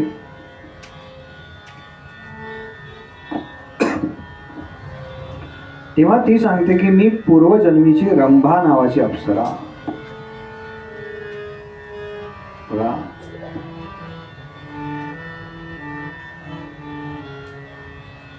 अरे मला उपभोगायची अनेक देवांची कामना होती. या रंभेचा एकदा उपभोग घ्यावा. मी जेव्हा सुमधुर गायन करत असे ना तेव्हा देव स्तब्ध होऊन जागचे हलत नसत म्हणाले. त्यांना विसर पडत असे. आणि याच्यामुळे काय झालं म्हणाले, माझा मद वाढला. माझ्यामुळे हे सगळं होतंय. मी म्हणालो बस खाली की खाली बस, बसले खाली, उभा राहिलो, असं झालं देवांचं म्हणाले सगळ्या. आणि या मदामुळे मी शिवभजन विसरले, सोमवारचं व्रत विसरले, शिवरात्रीचं व्रत विसरले, शिवार्चना सोडून दिली. मी केवळ कामाला जवळ केलं. आणि जो कामनारी आहे त्याला दूर केलं. कामाचा जो अरी आहे त्याला मी दूर केलं. आणि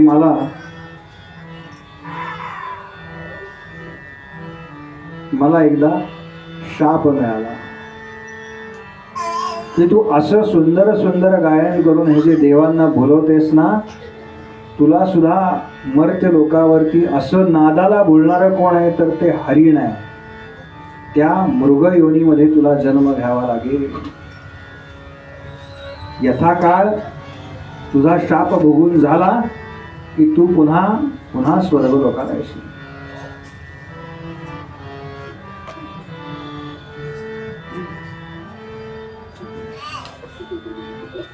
बस म्हणून म्हणाले, म्हणून मी मनुष्यवाणीने बोलू शकते, कारण मी देव, काय अप्सरा म्हणजे स्वर्गामध्ये राहतात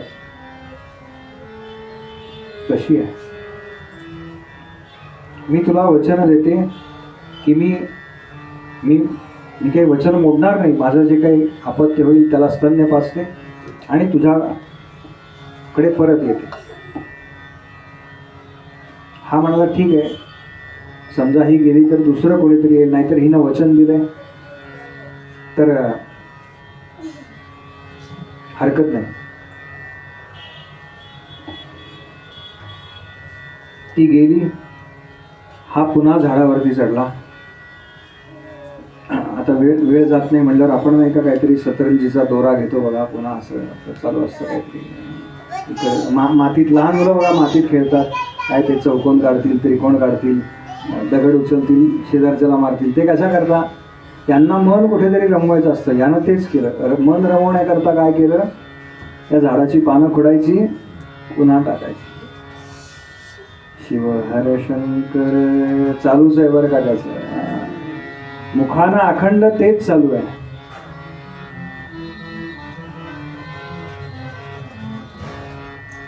बस तू जा म्हणाले. असं करता करता 2 याम म्हणजे 6 तास बरं का, 6 तास उलटून गेले. काही त्याला मिळालं नाही बरं का. दिवसभर उपवास घडलाय ते वेगळंच आहे.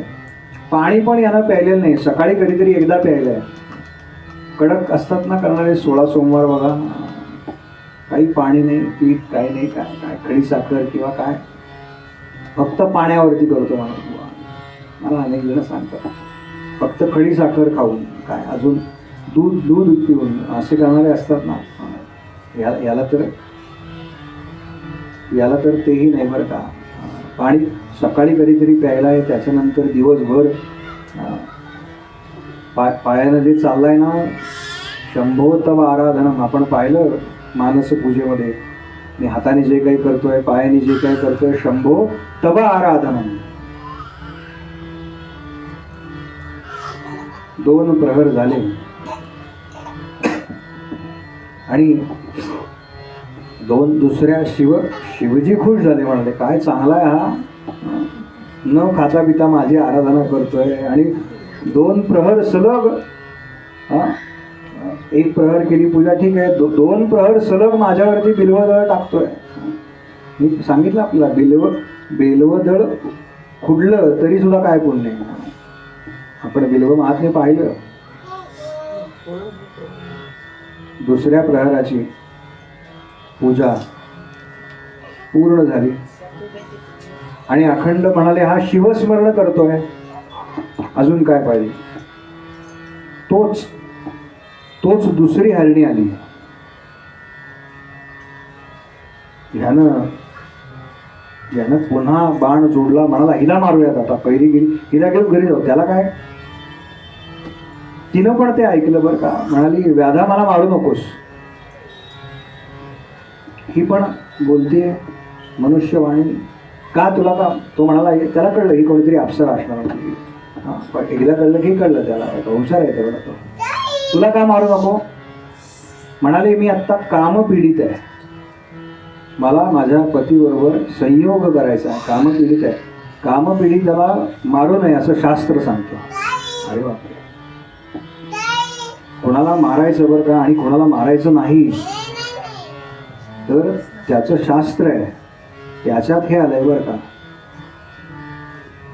म्हणजे कामपीडित पशुपक्षी असतील तर त्यांची कामक्रिया झाल्यानंतर नराला मारलेलं चालतं बरं का, मादीला मारलेलं चालत नाही. रामायणात लिहिलंय, माहिती आहे का आपल्याला हे. आपण म्हणतो रामायण माहिती आहे. बघ किती डिटेल लिहिलंय वाल्मिकींनी.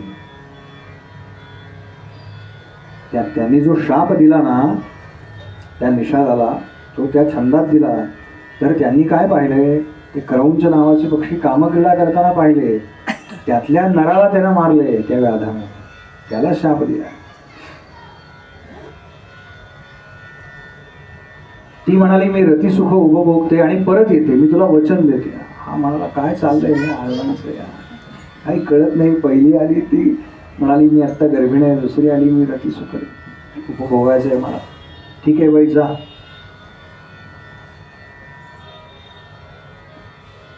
ती म्हणाली कामपीडित हरिणीला किंवा काय मादीला मारलं तर काय पाप लागतं सांगू तुला.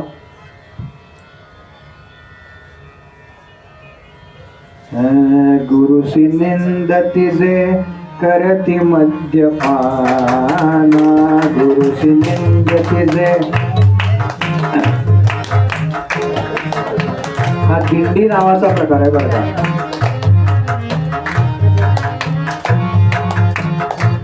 हल्ली मराठी व्याकरणामधले प्रकार हे 2 ठिकाणी पाहायला मिळतात.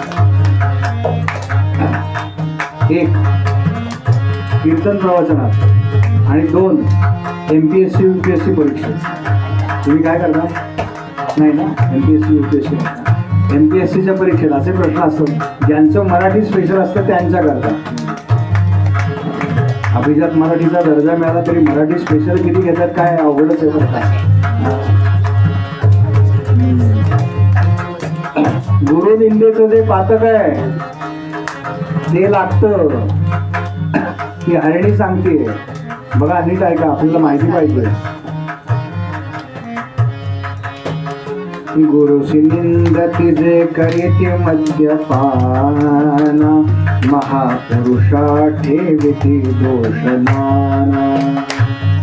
महापुरुषांना जे दूषण देतात त्याचं जे पातक आहे ते या कृत्यामुळे लागतं.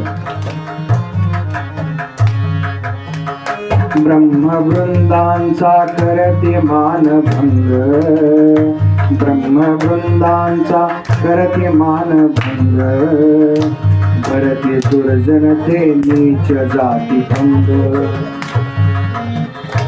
दुर्जनांबरोबर जे व्यवहार करतात आणि आपल्या कुळाला बट्टा लावून घेतात ते पातक आहे म्हणाले. मला जर तू बदलस ना ही काम पीडित आहे. तत्वज्ञान सांगतात बरं काय सगळं. श्राद्ध भोजन जे करुणी विप्रकामी, श्राद्ध भोजन जे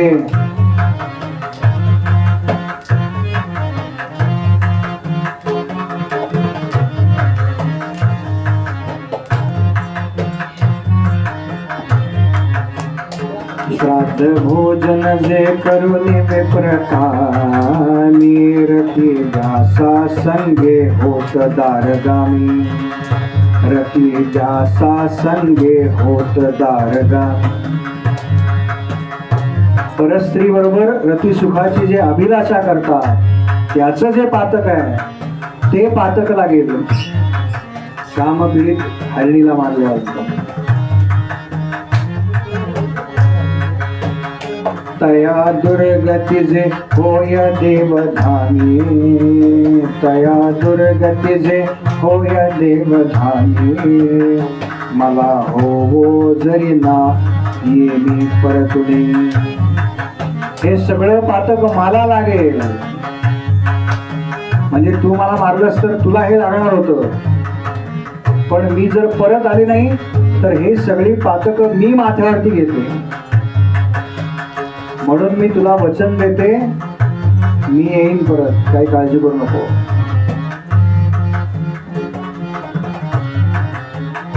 गुरुसी निंदती जे करती मद्यपाना, गुरुसी निंदती जे करती मद्यपाना, महापुरुषा ठेविती दोषनाना, महापुरुषा ठेविती दोषनाना.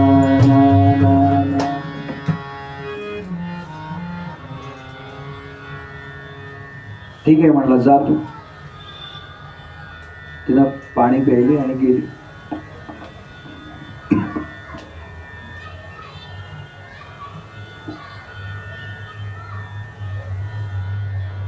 आणि इतक्यात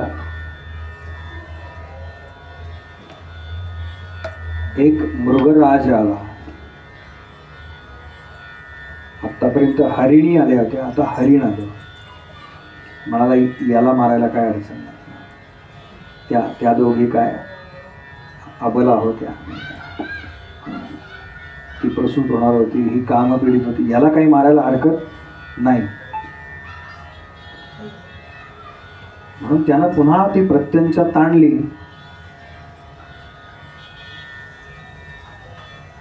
हा म्हणाला 1 मिनिट थांब म्हणाला. एकाने विचारलं बरं का, बुवा किती हरणं येणार आहे? त्या तिघांनीही 3च आली आहेत बरं का. त्या तिघांनीही व्याधाला काय सांगितले सांगू? मी पुन्हा येईन, पुन्हा येईन, पुन्हा येईन. तिघांनी हेच सांगितलंय बरं का. तुम्ही विश्वास ठेवा, मी पुन्हा येईन. आले की नाही मग पुन्हा? काय काही काळाकरता उप तर उप, नंतर मीच आहे म्हणाले मुख्य. बघा त्या काळात मुख्यापेक्षा उपन्न जास्त मान होता की नाही?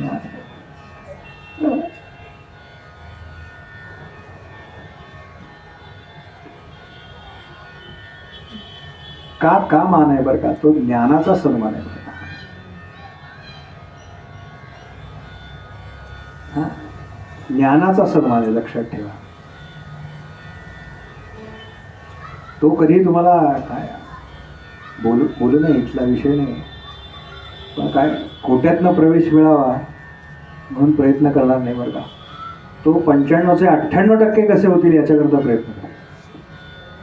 कोट्यातनं प्रवेश नको बरं का, कोट्यातनं प्रवेश नको. कमी असलं तरी चालेल एखादी गोष्ट मला, पण स्वाभिमान सोडणार नाही. असो.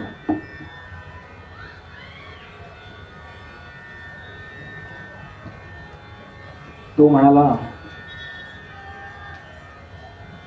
मी घरी जातो आणि मला पत्नी आहे, मुलं आहेत, हरणी आहेत, शावक आहेत छोटी छोटी. त्यांना सांगतो फक्त की आपली ही शेवटची भेट, आता मला तो व्याध आहे ना, तो मारणार आहे, एवढं फक्त सांगून येऊ देत मला.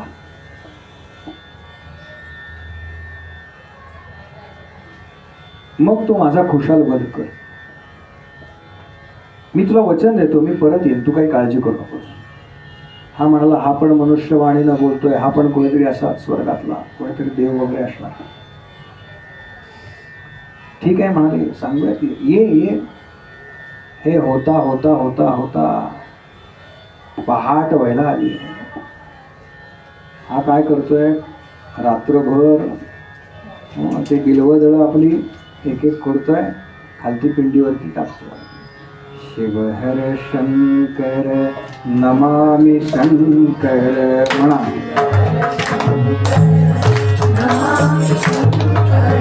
शिव हर शंकर नमामि शंकर.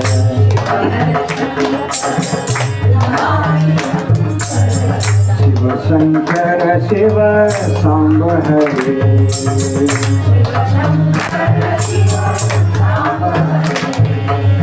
शिव शंकर शिव सांब हरे.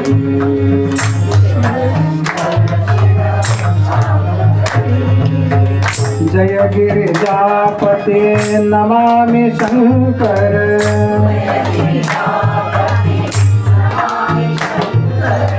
जय गिरिजापते नमामि शंकर.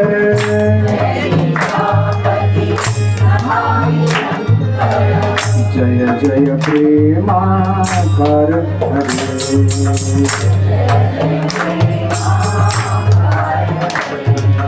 जय जय शंकर नमामि शंकर.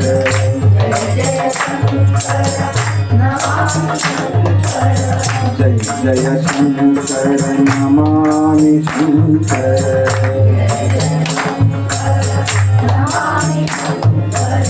शिवशंकर शिव सांब हरे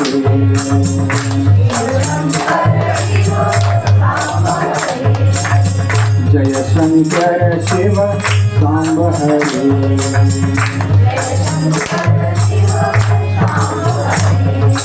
जय जय शंकर नमामि शंकर जय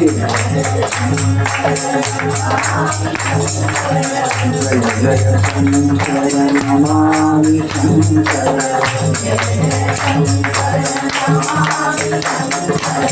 जय शंकर शिव सांब हरे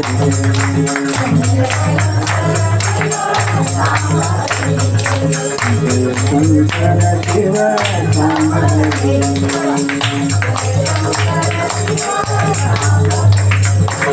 जय शंकर शिव सांब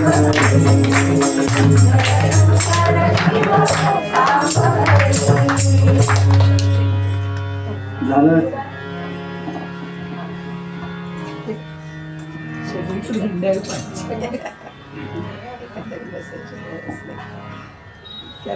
समजत नाही.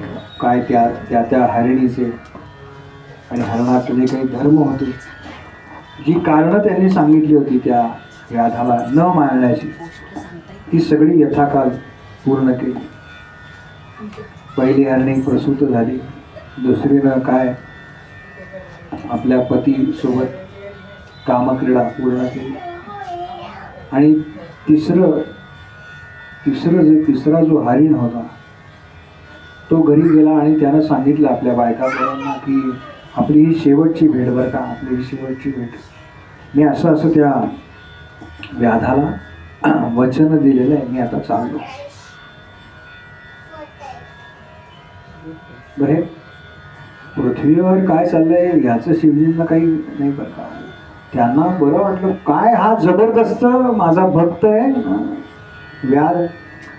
आज तिथी शिवरात्री म्हणाले, यांनी एकदा काय गडूभर पाणी प्यायलंय, त्याच्यावरती एक पाण्याचा थेंब नाही पोटामध्ये, मुखानं अखंड माझं शिवनाम घेतोय आणि रात्रभर बिल्वपत्र अर्पण करतोय. जरा डोळा लागला नाही, जरा झोपला नाही म्हणाले. नाहीतर आमचं नाही का जागरण गोंधळाला एकदा तो संबळ सुरू झाला नाही का, उदे ग आंबे उदे असं सुरू झालं की मग जाग येते आम्हाला. काय नेमकं करताय, अरे बापरे शेवटचं काळ का. भैरवी एक लक्षात राहते सगळ्या, चला आता सुट मोकळे, तेव्हा जाग येते. म्हणजे हा रात्रभर झोपला नाही, बस याला काहीतरी बक्षीस दिलं पाहिजे. शिवखुश त्यांना काय त्याचा हेतू काय आहे ते हेतूकडे बघतच नाहीत बरं का, ते साधना काय केली हे बघतात. आणि पहिल्या व्याधानं सांगितलं बरं का घरी त्या हरिणीनं, क्षमा करा, की असं मला जायला लागेल. तिचं जे नुकतंच जन्माला आलेलं बालक आहे ना, ते म्हणालं आई मी येणार तुझ्या बरोबर. अगं पण मी मरणार आहे आता. नाही तू काय, तुझ्या आधी मी जाणार आहे म्हणाले. दुसरी हरिणी जी होती, जी कामविवल होती, तिनं तिची भावना पूर्ण झाल्यानंतर त्या हरणाला सांगितलं बरं का की आता मी असं वचन दिलंय तर मी जाते. तो म्हणाला तू एकटी कुठे चाललीस, मी पण येतो तुझ्याबरोबर. आणि जे तिसरं हरिण होतं त्यानं आपल्या कुटुंबाला सांगितलं की बाबा आता आपली ही शेवटची भेट. बाबा कुठे चाललात तुम्ही, मी चाललोय असं मी त्या व्याधाला वचन दिलं. ते तिघही जण आपापलं कुटुंब घेऊन आले आणि आता त्यांच्यामध्ये भांडणं चालली आहेत. काय, मी आधी मरणार. ती म्हणाली त्या नुकत्याच जन्मलेल्या बालकानं युक्तिवाद केलाय तिथे. म्हणाली माझ्या जन्माला काही तास झालेत व्याधा, आणि तू जर माझ्या आईला मारलंस ना तर मी अनाथ होईल, मग माझ्याकडे लक्ष कोण देणार, मला आधी मारा, माझ्या आईला सोडून दे. तिच्यापेक्षा माझं मांस लुसलुशीत आहे, माझा नुकताच जन्म झालाय. दुसरी जी हरणी आहे तिचा प्रियकर आलाय बरोबर. तो म्हणाला मी एकटा जगून काय करणार ही नसेल तर, मला मार, हिच्यापेक्षा हिला जीवन दान दे, मला मार. आणि तिसरं जे हरण आहे त्याची छोटी छोटी पिलं आहेत बरं का, ते सांगतायत बाबांना मारू नका, आम्हाला मारा, आम्हाला मारा, बाबांना मारू नका, आम्हाला.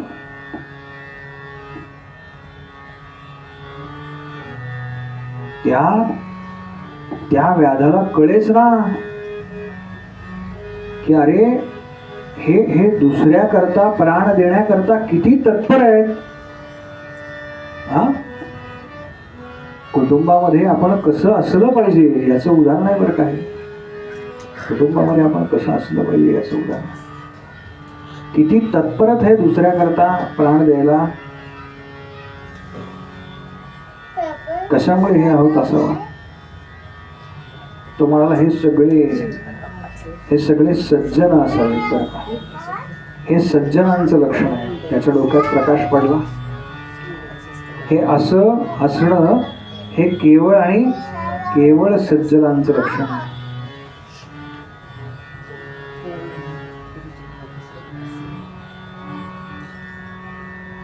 अरे आणि म्हणाले काय, मी प्राण्यांना मारून खाण्यापेक्षा माझ्याकडे जो जमिनीचा तुकडा आहे त्याच्यावर शेती केली ना तरी माझं पोट भरेल. प्राण्यांना मारून खाणं चांगलं नाही, त्याला पटलं बघ.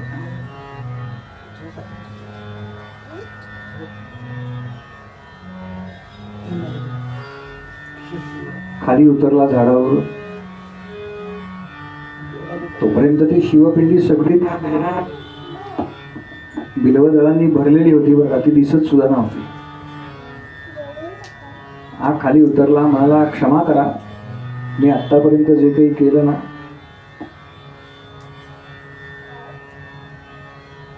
मला क्षमा करा.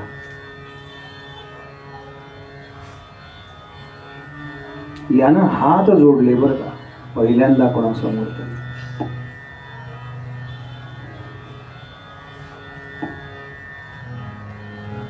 हात जोडल्यावरती भगवान शिव प्रसन्न झाले. म्हणाले हा किती चांगला आहे. एवढी एकच कृती राहिली होती. उपवास तर यानं केला, शिवपिंडी पाहिली, बिल्वदळं अर्पण केली. त्यानं हात जोडले म्हणजे त्यानं हलनांका समोर जोडले होते बरं का. याला कुठे माहिती आहे आपल्या समोर ती शिवपिंडी आहे. शिवांनी तो नमस्कार पण स्वीकार केला.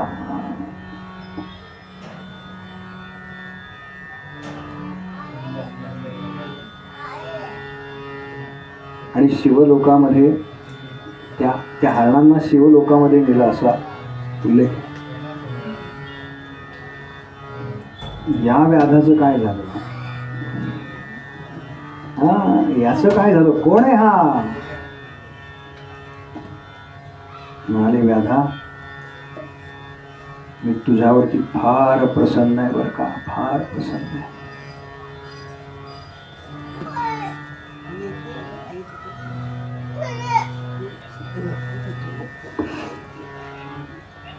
अजून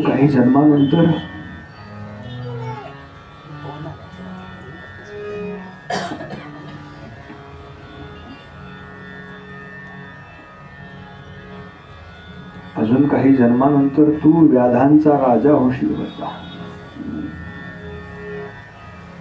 आणि त्यावेळेला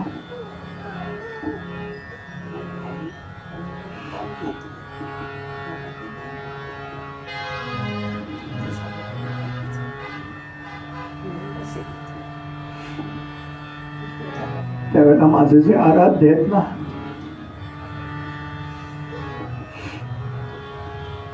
ते राम तुझ्याकडे येतील.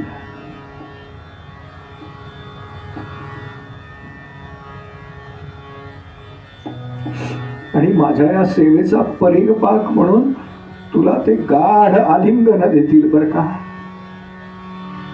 हा तो गुह राजा आहे. रामचंद्रांनी ज्याला आपला मित्र मानला, काय शिव उपासनेचं काय फळ मिळतं लक्षात घ्या.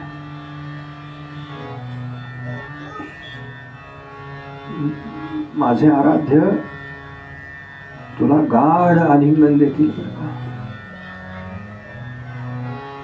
प्रभू रामचंद्रांनी हनुमंतांना असं गाढ आलिंगन दिलं, भरताला दिलंय बरं का,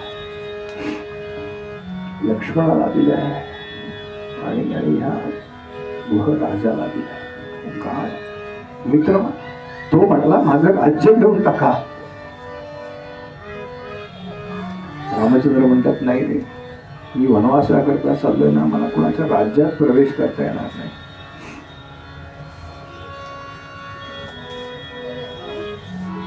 आणि हे जे मृग होत ना, हे जी सगळी मृगांचं कुटुंब होतं, 2-3 मृग आणि त्यांची, यांना कुठे स्थान दिलं शिवांनी? तर आपण आकाशामध्ये जे मृग नक्षत्र पाहतो ना, तर ते तो जो तारका समूह आहे, तो तारका समूह म्हणजे या कथेमध्ये त्या मृगांना तिथे वसवलं शिवांनी, असा उल्लेख आहे.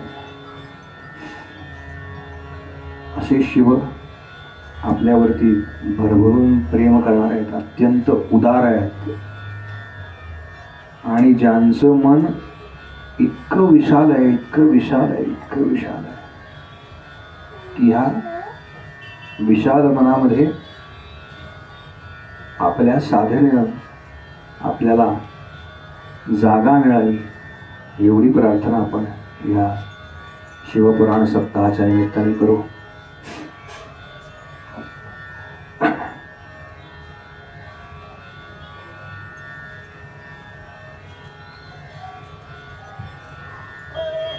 साधना कितीही केली ना तरी कमीच असते बरं का.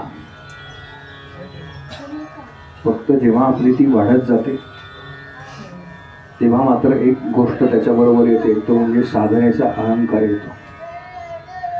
तर शिवांना एवढीच प्रार्थना करू की शिवजी आमच्याकडनं साधना भरपूर करून घ्या, पण त्या साधनेचा अहंकार आम्हाला चिकटू नये ह्याची काळजी तुम्हीच घ्या. एवढी फक्त प्रार्थना आपल्या सगळ्यांच्या वतीनं भगवान शिवांकडे करतो आणि या ठिकाणी थांबतो. आरती करू.